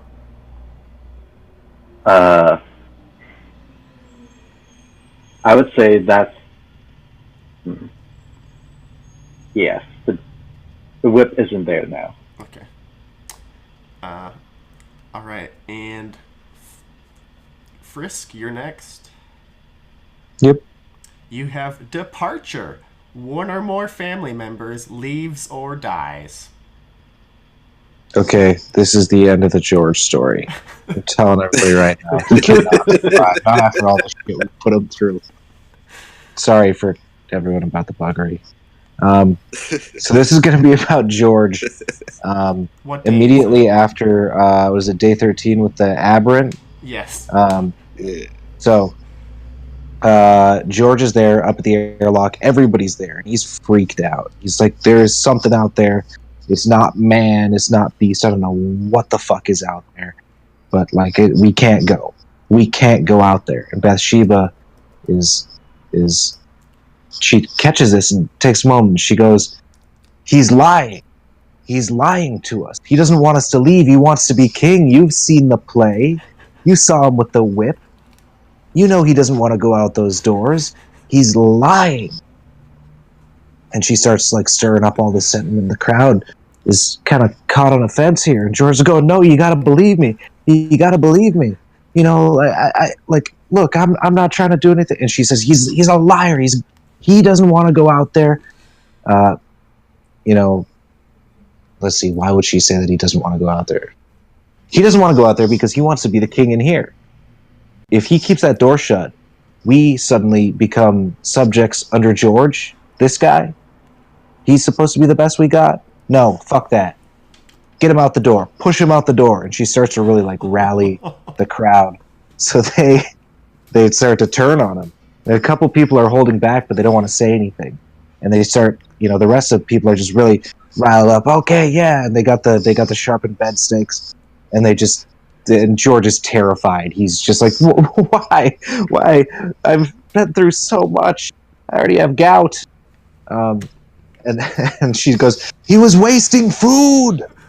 And everybody just like, at that point, they're like, "All right, he's got to go." So they force him up the stairs, out the door. And that's the last we ever hear of George. Ooh. That's so dramatic for poor George. Bye, George had to go. He had to go. All right. That was great. Cool. Great. I was waiting until we could kill George. I felt so bad about what I did to him.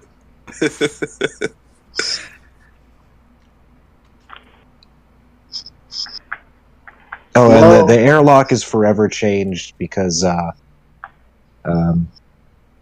it, like, everybody remembers forcing George outside, and also that's the point where like people maybe start to look at Bathsheba as a leader. All right. And I have support. Show how family members support one another against adversity. Let's go back in time and be like, George sure is great. For sure. For sure. All right. What a cool guy. So this is, oh, no, I got it. So this is, this is like day 12. Wait, no, it's got to be before he gets put in the stocks, right? 11? Yeah, so day 11. This is this is in the theater, and George is like practicing, right? And like Raspberry's there, just like the only person in the theater, like watching George like do his thing, and like George is like getting all sweaty from practice. Then he like comes and he sits down next to Raspberry, and he's like, "Oh, Raspberry, like thanks, I know I can always talk to you. You're a great listener, and I tried to like save some food for you while you were sick, and I've been like smuggling it to you and trying to He's a like fucking liar, too. feed it to you. Like I would mash it up and try to feed it to you, but I got like several whippings for that, and they dragged me down to the throne room, and I swear they were gonna execute me for stealing food on the sly, but they went easy on me because good old Henry told them that I was smuggling it for you. Like he stepped in and like ratted us out. And they're like, oh well, he's preserving one of the females, so I guess we can't murder him. That's not the worst thing that he could have done. At least the fat slob wasn't like eating it himself. And so he's just like, yeah, and Raspberry's like, like your voice is very gentle and kind, and I would remember, like, I think I remember like everything you ever said to me. You come to me like pretty often and just talk to me and be with me, even more than Bathsheba, and she's my sister. So like George, whatever happens, you're my friend, and that's that. Oh my god. Jesus. Wow, we really tied it all into like the worst story for George. Yeah, we did. Who cares? He was old. He was gonna die soon anyways. He had gout. Who was gonna push his wheelchair? He can walk. He just can't walk right. Well, not anymore. He can't walk no more. Or maybe he does still walk. Who I'm knows? not proud of this story.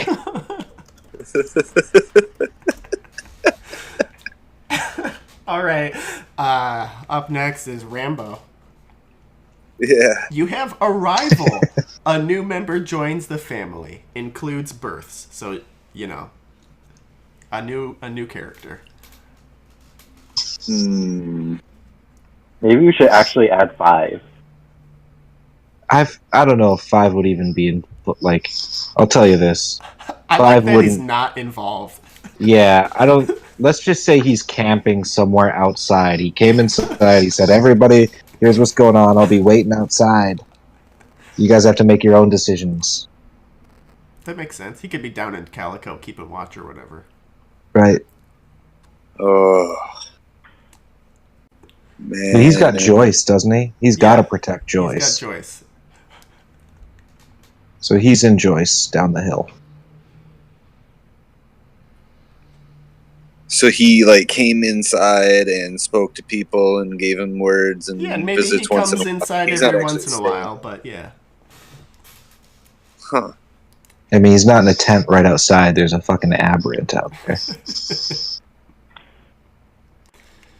But yeah, Rambo, you have Arrival. A new member joins the family.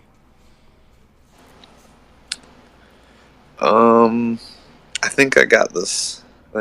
Here. Day 2. Yeah, I might even wrap this particular thread on the next story, but I'll start it with this one. Day 2, a mutagenetically modified mouse named Ralph has crept out of Five's underpants. God, what? A before heretofore unknown creature or companion of Five, and it has decided that it enjoys this bunker. It feels safe and happy, and content from this dreadful outside world, and always riding around in this guy's underwear all the time while he tries to start some sort of civil union or civil war. He doesn't even know something. He's done with the sweaty crotch. And he has decided that these strangers and this new place seem to be clearing out, so he will be taking residence inside. What's his name? Ralph. Oh my God, what? Okay, all right. We got a rat named Ralph. No idea where he came from. Aside from Five's underwear. Right. But he exists now. All right, Sebastian, you're next. Conflict. Show how the needs and desires of family members are at odds. Ooh, okay. This is between Bathsheba and Raspberry. Uh, just after George is tossed out. So day 14 or day 13 even later? Let's go with day 14. Okay. Raspberry goes up to Bathsheba and asks, Where at? ooh, the private alcove. Okay. Raspberry drags Bathsheba aside and asks,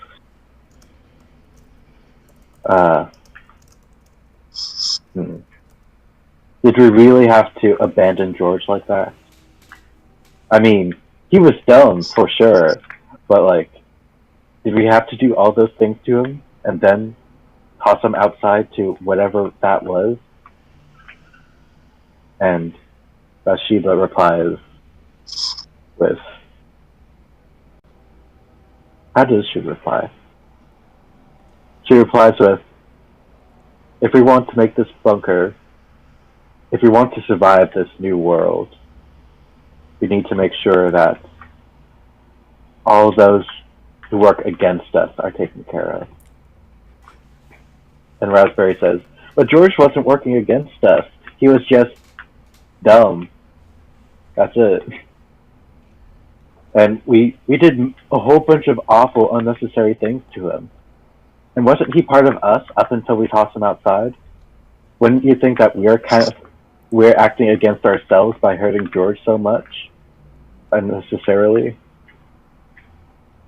And Bathsheba dismisses Raspberry, and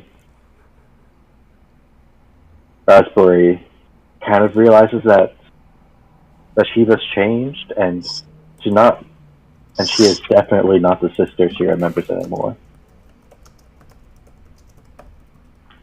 And yeah, I think, and the private alcove changes because those are like the last footprints to go into the private alcove. Ooh.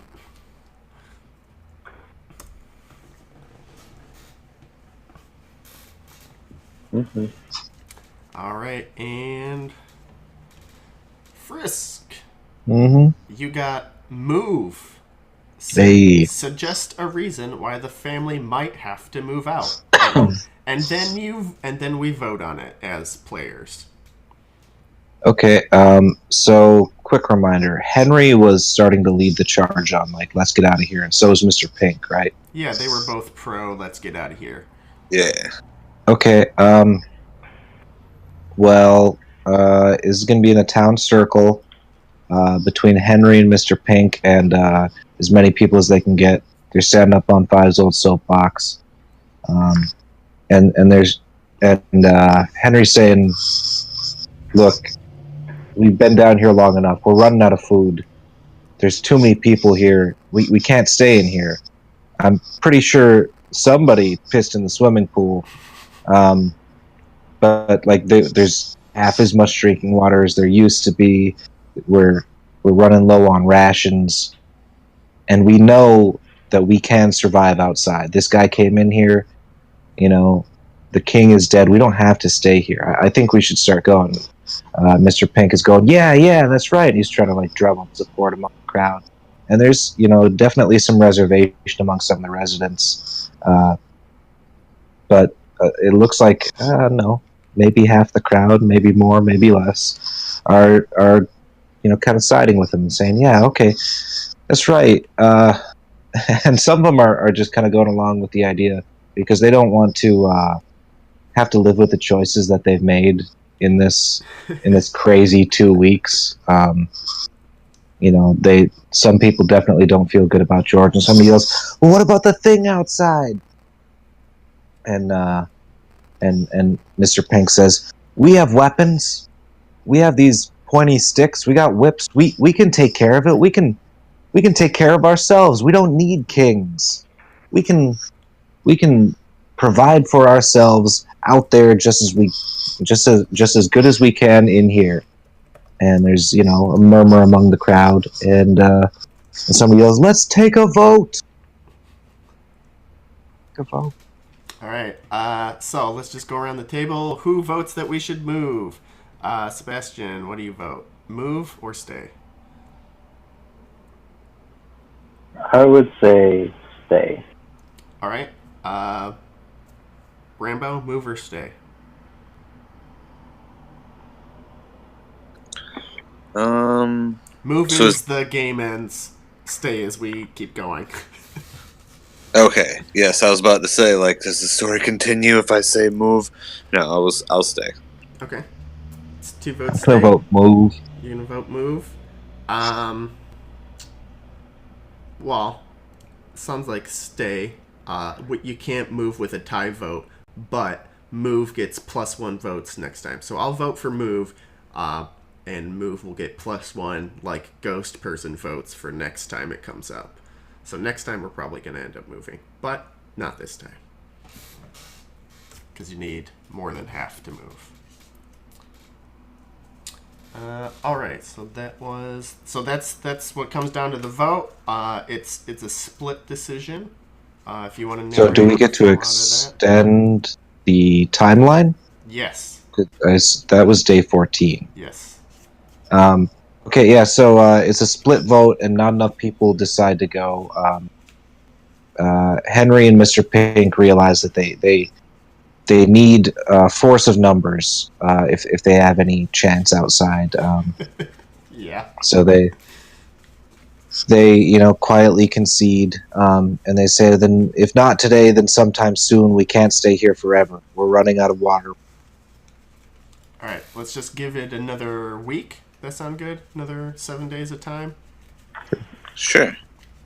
It might happen sooner than that, but yeah.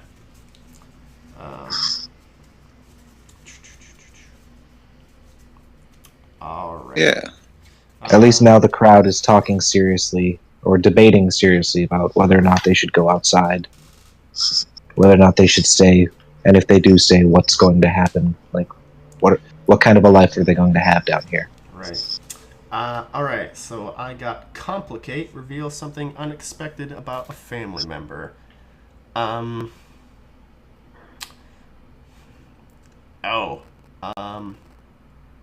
Let's see.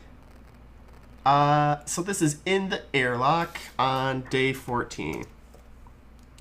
Bathsheba is in the airlock, and there's like that pool of blood that's like seeping in through the door, right? And like along with like blood, it's not just blood, there's also some like blight sinew. So like there's like black whippy strands like kind of like moving and wiggling about in the blood. And Bathsheba's like pretty curious because she doesn't know like what this is, like, you know, zombies. She only has like that jerk George's word about that thing slurping up dead bodies, so she's not probably as cautious as she should be. So she like does what any like weirdo would do. She like sticks her finger in the blood, and the blight sinew like attaches to her little finger there, and then it like crawls up her arm, and there's like a paper cut or some shit from when she was like, you know, poking George out the door with the sharpened bedposts, and the sinew, right, it like you know leeches its way up her arm and then like tries to like burrow in that little wound.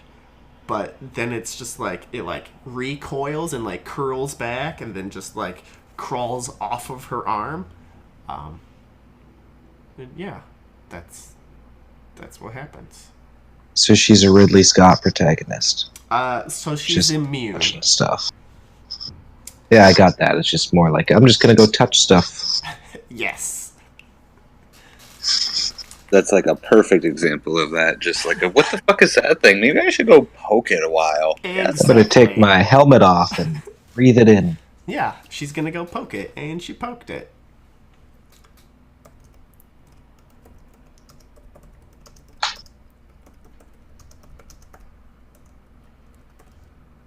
Um, but let's see. Anything happened to the airlock? Oh, and then she just decides to like clean up all that blood and shit because it doesn't need to be hanging around here anymore. So she just does her best to like. Did she even freak out when it climbed up her arm, or what? She like coldly freaked out, but not as hard as you would expect. You know, she's turned dark. Jeez. All right, and next is Rambo. Build. Yeah. So if you want, you can add a new room, and you have departure. So one or more family members leaves or dies, and you have the option of building a new room in which that takes place in, or you can have that take place in a room we already have. Does that make sense? Yeah. Okay. I was just thinking about what I'm gonna do. Give me 1 second here. So here's a question. Could we have the area outside of the airlock be a room, or is that just the world and it has to be inside of? No, you can make that be a room. I was just wondering. I wasn't trying to plant ideas. Yeah, no, it can be a room.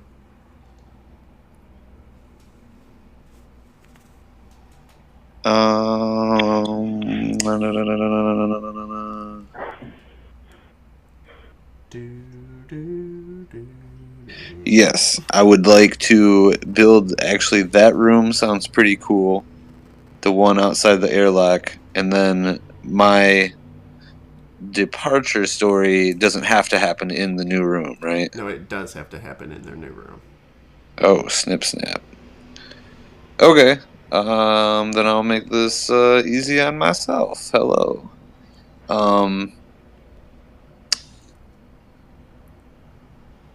Well, the room outside the airlock, is like a few, almost like strange. What is the details I'm kind of thinking of? It's almost like the fucking, underground castle in that Alien vs. Predator movie, which is a terrible movie, and I can't expect you all to have seen that. But it's like long, like side to side sweeping steps, but there's only like 5 or 6 of them leading up to like kind of a plateauish area where dead bodies are strewn on kind of down the steps a bit. There's a body or two around the door. There's a couple of bodies or remains of bodies all over the place because there's been a lot of slurping going on. Just strange noises, comings and goings, different creatures and animals. What day is this? We'll make this day 15. Okay. Sorry, continue. No, that's totally okay. Between Raspberry and Bathsheba and Mr. Pink having tried and discussed just what really is outside the door, was George telling the truth? There's some dissent now between the three of them, and their arguments have been spiraling out to the public. And more and more people are kind of picking up on their lack of unity in this time. And of all people, it was Raspberry who told Ralph the Rat that he's small enough to get out and check out what's out in the room without us having to open the door lock. And he is over his days grown more and more accustomed to all the people. And when Raspberry came out, he really took a liking to her, and he decides to go ahead and give it a try. And as soon as he finds a nice little air shaft that lets him bypass some of the airlocks, and he scoots on up, and he gets out there, and there's a couple of aberrants kind of slurping away. And being a rat, he's quick to act and sense danger, but being that he is mutagenic and has attained some higher levels of thinking and speaking, he just kind of like slips a little bit on blood and screams, "Oh shit!" and then he gets eaten by an aberrant. Wow. Bye, Ralph. Bye, Ralph. I did It say I ensures might wrap him brief up. existence. I'm glad we didn't have to justify a talking rat in future episodes. Right? No kidding. All right. Sebastian, you ready? Yeah, now that there's not a talking rat. What do you mean? I said I'd wrap it up when I created him, you know. All right. Conflict. Show the needs and desires of family members are at odds. Show how the needs and desires of family members are at odds. Okay. It's...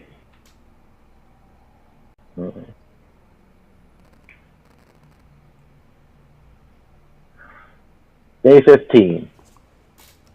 Bathsheba wants people to start going outside and taking care of the bodies. But everyone is, still kind of weirded out by the outside. Because, well, George is out there, and we don't know what happened to him yet. Bathsheba says it's fine, though, but everyone is still nervous about it. She even leads them all to the airlock and touches some of the stuff to prove that it's not that bad. And no one notices the rat running outside as well.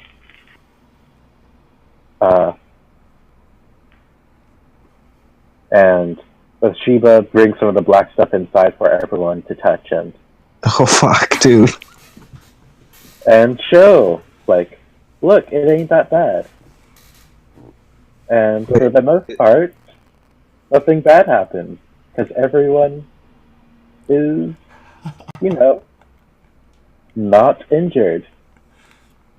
Hmm. So everyone thinks the outside is safe now. Thanks, Bathsheba. So where did that primarily take place? The airlock? The airlock. Okay. Yeah. And now there's just some black stuff in the corner.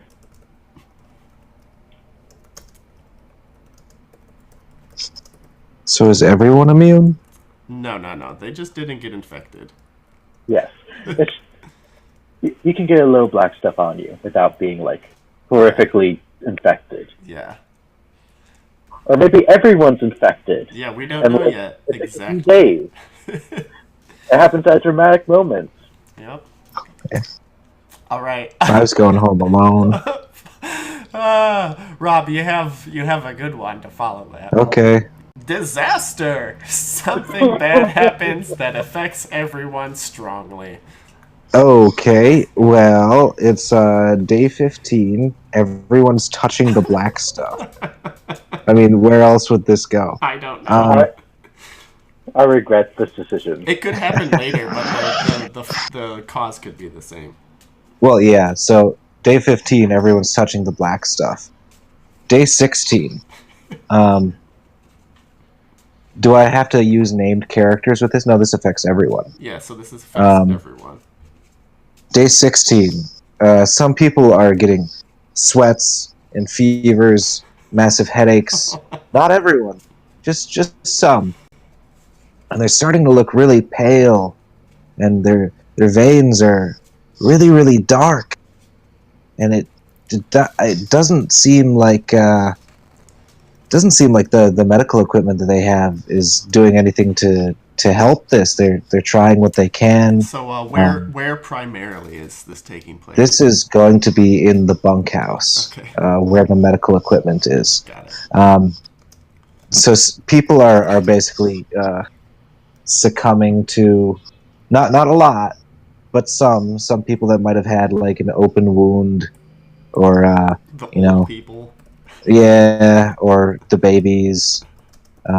Definitely the babies. So they're just starting to come down with the blight and the sickness, and that's what's happening on day 16. No. I mean, I would assume the babies are fine, considering that they weren't up there touching the blight. Well, all you need is someone who touched the blight to touch the babies. You got to touch the babies. Yep. just to take care of them. Especially And they when you have can't shit wash for an your immune hands. system. They've also like never left here or like breathed outside air, so they probably have like no immune system. All right. I got arrival. A new member joins the family. Includes birth. It's Zombie George. It's Zombie George. I'm back. Let's see here. No, but it does. So, there's, we'll just say it's day 18. Uh, there's a loud banging. There's a loud ringing as somebody is like banging on the door of the airlock from the outside. And most people are down in the bunkhouse like tending the sick or whatever, but Mr. Pink and Henry, they've been training down in the octagon. They like run up to the airlock and they're like, "Hey, Five, is that you?" And then there's a voice that's like, "Let me in! Oh my God, let me in!" Oh fuck, dude. And they're like, "Oh Jesus, we don't. Oh, should we do it?" And they like look at each other and they're like, "Oh fucking let me in, God, for the love of God, just let me in." And they're like, "Okay, okay, we're gonna let you in." So they like wrench open the airlock door and it creaks and they kind of like break it in their attempts to like open it, so it's never gonna close fully ever again. This airlock door, and like falling in is this like bleeding guy. He's got like burns all over his body. He's like bleeding from somewhere they can't tell because he's just like so charry and ashy, and like the whole outside is like they're looking out is just like filled with smoke. And yeah, they like pat him down, and he's got like some weapons on him, and he's got a pair of Ubik specs, right? They're like, "What the fuck are these?" And he's like, "Oh God, just please give me some water." And that's they like fish around in his pockets, and they find his like taker identification, and so they have found let's see, they have found Information. is that his name? Answers? Oh, name. Oh, Tiberius. burn unit. Burn unit. Burn unit. It's his new name now. Yep. All right, they find burn unit, the taker, and wait, no, I remember what I was gonna do. It's not burn unit, the taker. Sorry. His name is Bernie the Taker. It's White Lightning Oh shit, Dwight Lightning. from the Percolators. What? What happened to you? This is after the fire, or during the fire, as it's moved north. So White Lightning from the Percolators is the new character. White Lightning. Joy. I hope Move comes up soon.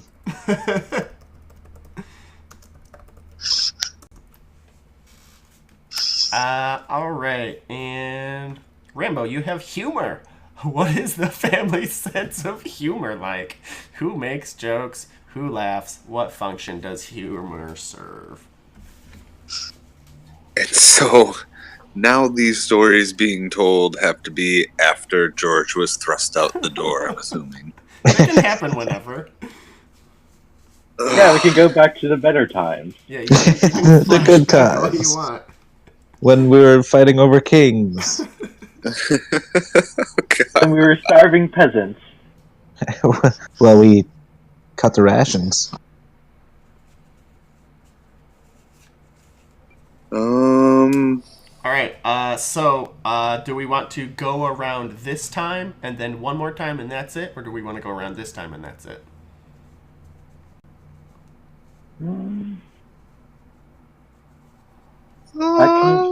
I don't have a preference. Rob, how you feeling Oh, super tired. Let's do 2 more rounds though. We can Okay. close it off. Okay. Okay. All right. Well, yeah. I guess it'll be day 17, Okay. and it'll be Oh no! I guess it'll be Bathsheba and Mr. Pink, and Bathsheba has kind of shown some good colors of potential leadership, and also kind of twisted around with Raz in unexpected ways, trying to just drop truth bombs on her.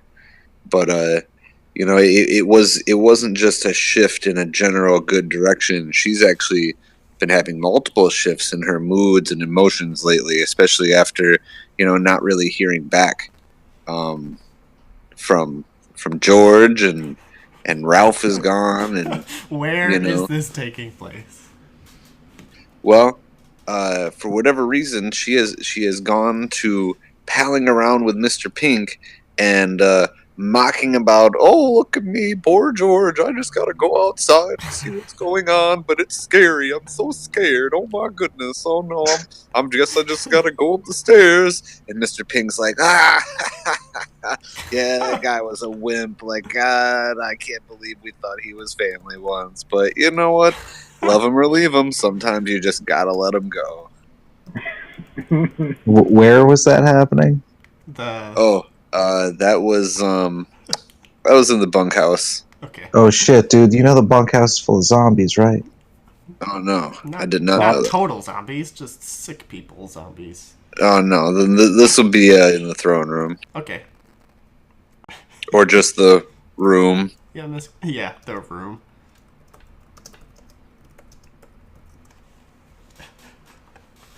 But that's my humor.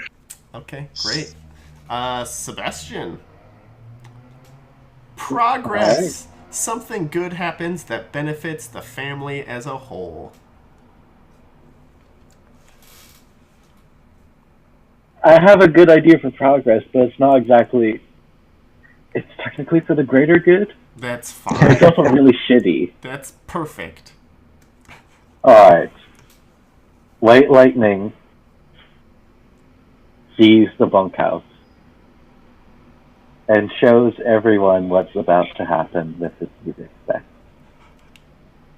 I mean, everyone knows. That's it. Everyone knows what has to be done. They haven't done it yet. Oh, so everyone, what day is this?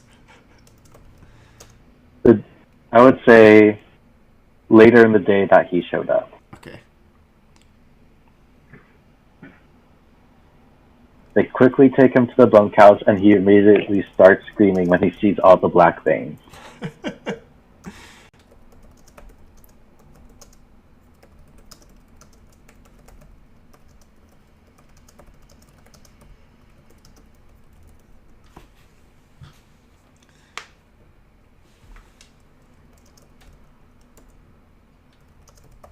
And how is the bunkhouse changed?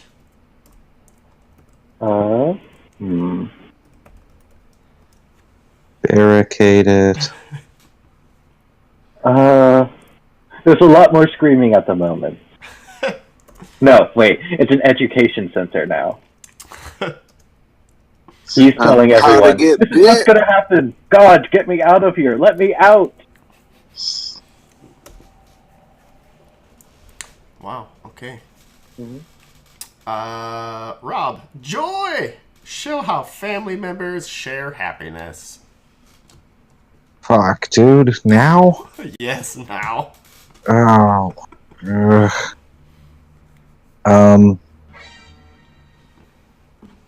Wow. So, it's been a long, 2 weeks. This is day 20.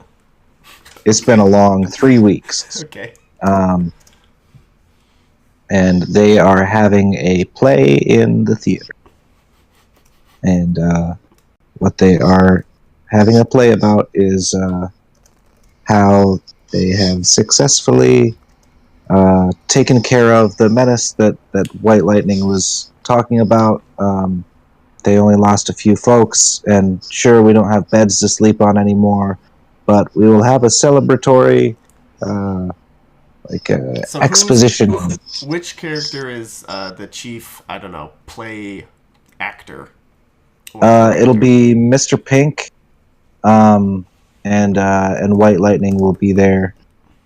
I mean, everybody's there, but White Lightning's like the other main person. So Mr. Pink is up there, and he's telling the crazy story about how, like, a guy from the outside world came. He definitely didn't ruin our lives, and things are so much better now. And we killed the king, and we are now all free, and we get to make choices for ourselves.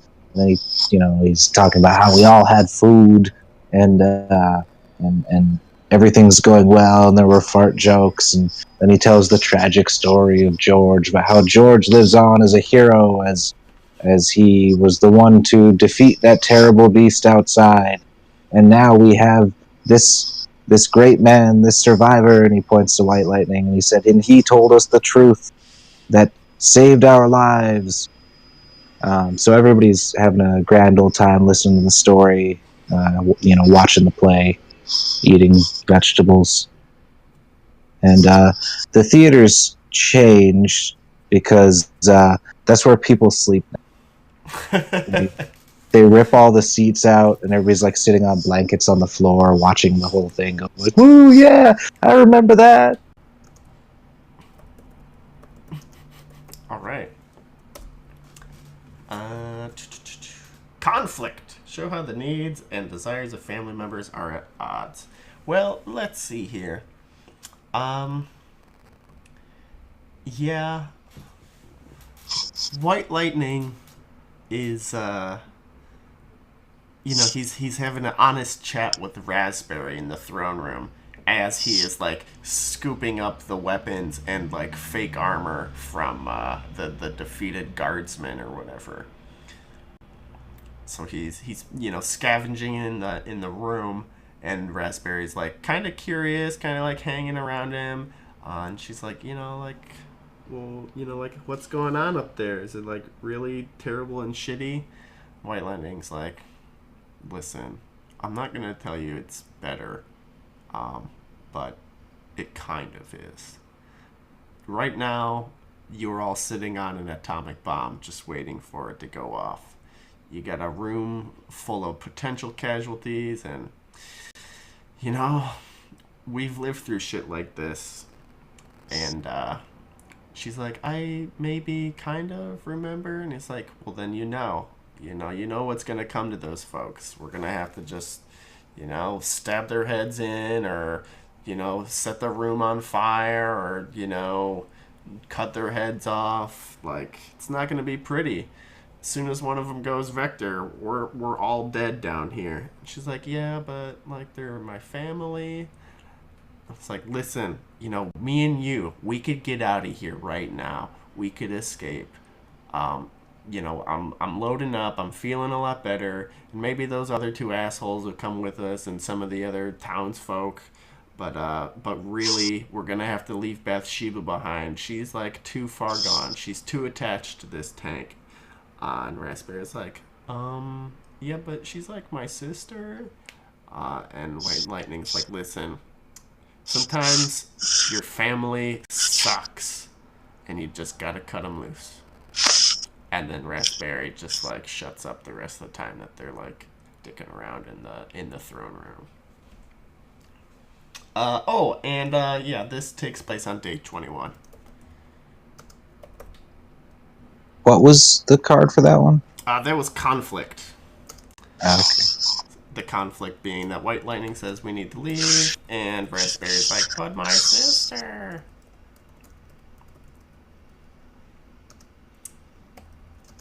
And there's no more weapons in the throne room because White Lightning has them all. What was day 17 with clowning around with Bathsheba and Mr. Pink in the room? What was clowning around? That was them making fun of George and how he was a coward. Oh, okay. I thought that might have been like everybody drinking toxic slime.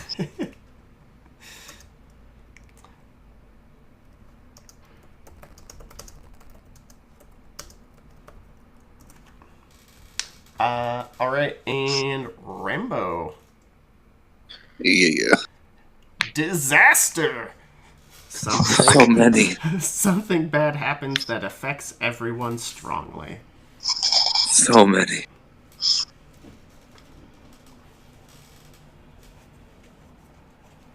And this is the last go round. All right. So I think I'm gonna pick like the shit. The screen didn't just shut. Uh-oh. That's what I'm talking about. Okay. I'm gonna go with day 19. And well, no. Man.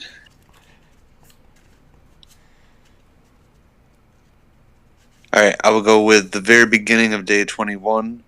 Okay. There was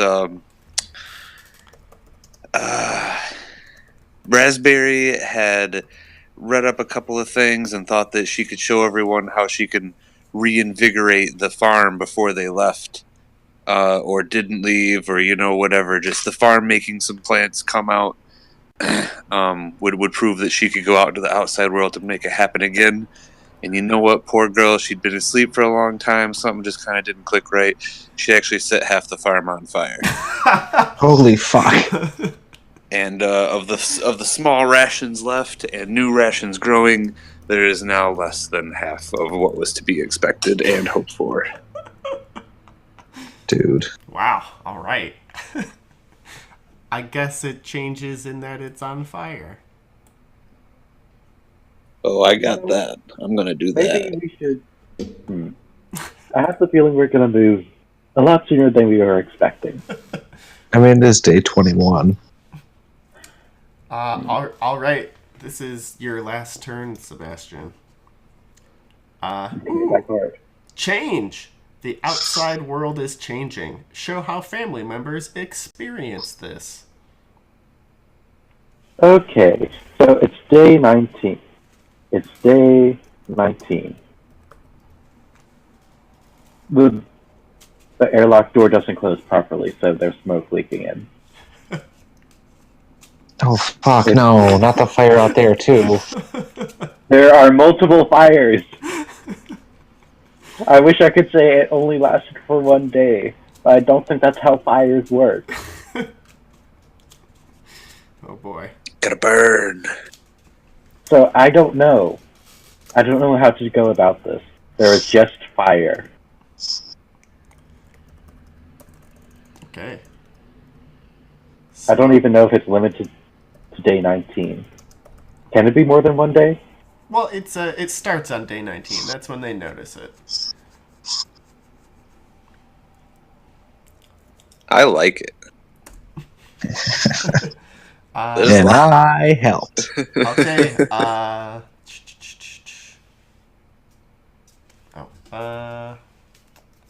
Frisky, ready? Yep. Age. A family member is growing up, maturing, or growing old. Oh, who do we have left alive? A good deal. Henry Goodman is 29 years old. Henry Goodman is starting to become a leader. It is day 20. There's going to be a play this evening, but he's been talking with Mr. Pink quite a bit about getting the hell out of here. How we're going to do it, I don't know. I know that there's weapons down in the throne room, which when were those taken? The 18th. Okay. Well, so then he Wait, doesn't no, know. those were taken tomorrow. Okay. Yep. So there's weapons down in the throne room. I think if we can just convince enough people to leave, we can go. And he's really starting to like come into this idea that that he could survive and that he is a natural leader of people, and he's starting to convince other people the same thing. So where is So this conversation taking place? that would probably be in the town circle. They're just walking through, Got it. and he's having that conversation.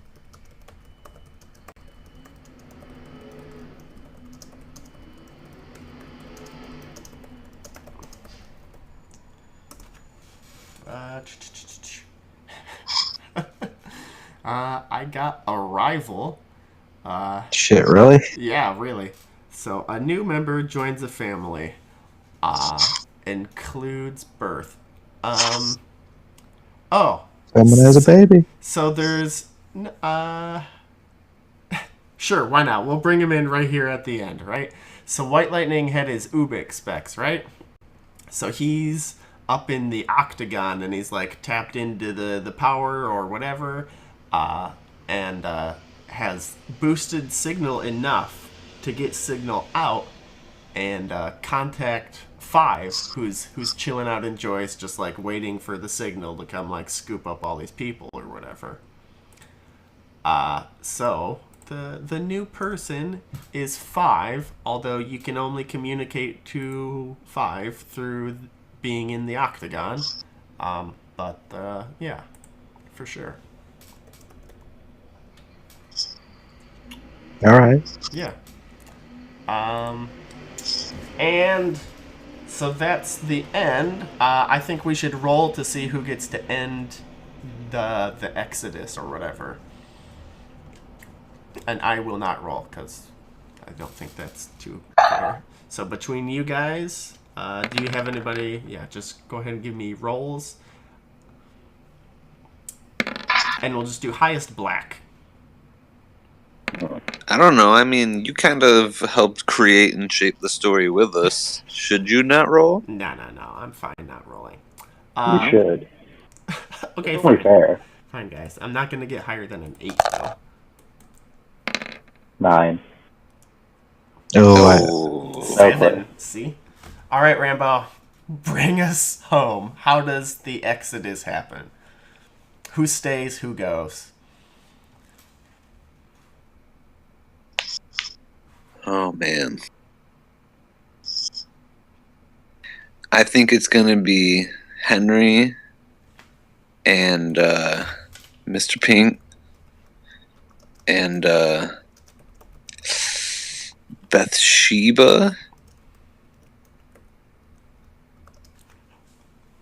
Basically, everybody except Raspberry, who is fucked up about setting the farm on fire, feels like she is no longer worthwhile to stay with the crew if she's so bungling.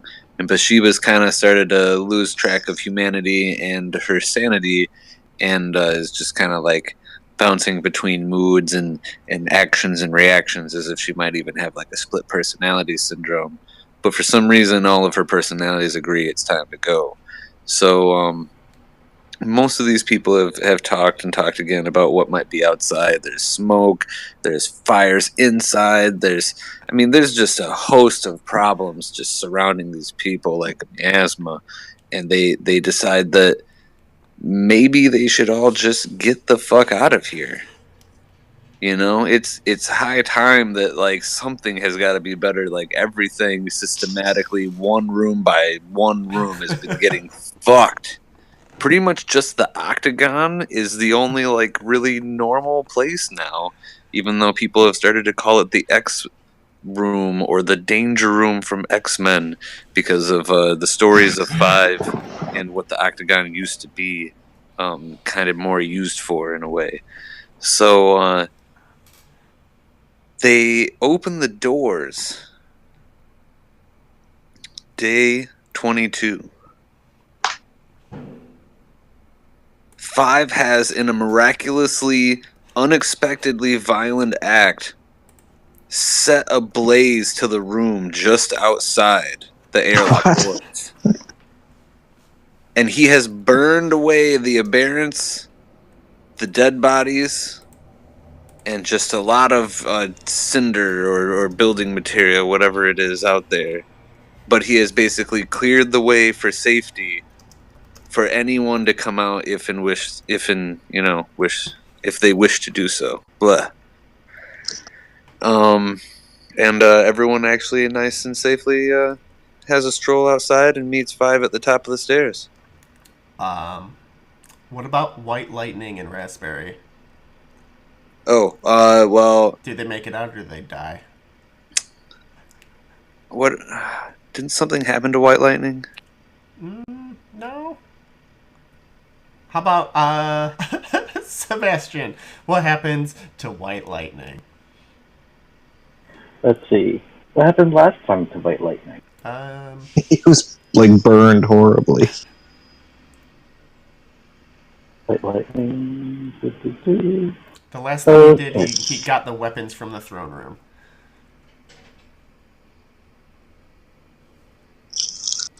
Okay.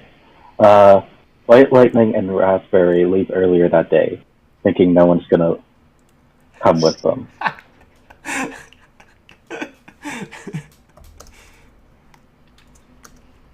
All right. And they do. It's dumb, but they do.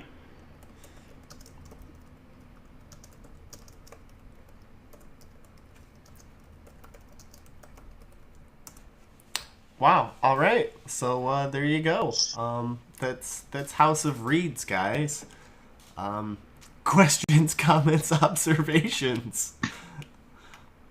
I wish we started with more than the initial 4 characters. It was kind of limiting for the first, like, I don't know, couple goes around. Having definitely. these. Because I even think if we had even like 1 or 2 more, it would have given us a little bit more leeway. I think that's mostly because this is a big place with lots of people in it that we could have potentially used, but forced ourselves not to. If it was like an actual family, then yeah, that would have made more sense. Yeah. Yeah. All right. Yeah. I think it could have been cool if instead of like a new arrival, we could have just introduced people that were already there that just become you could actors. have. Like that's what Sure. Raspberry was. Yeah, but I mean, Just she in a was in coma.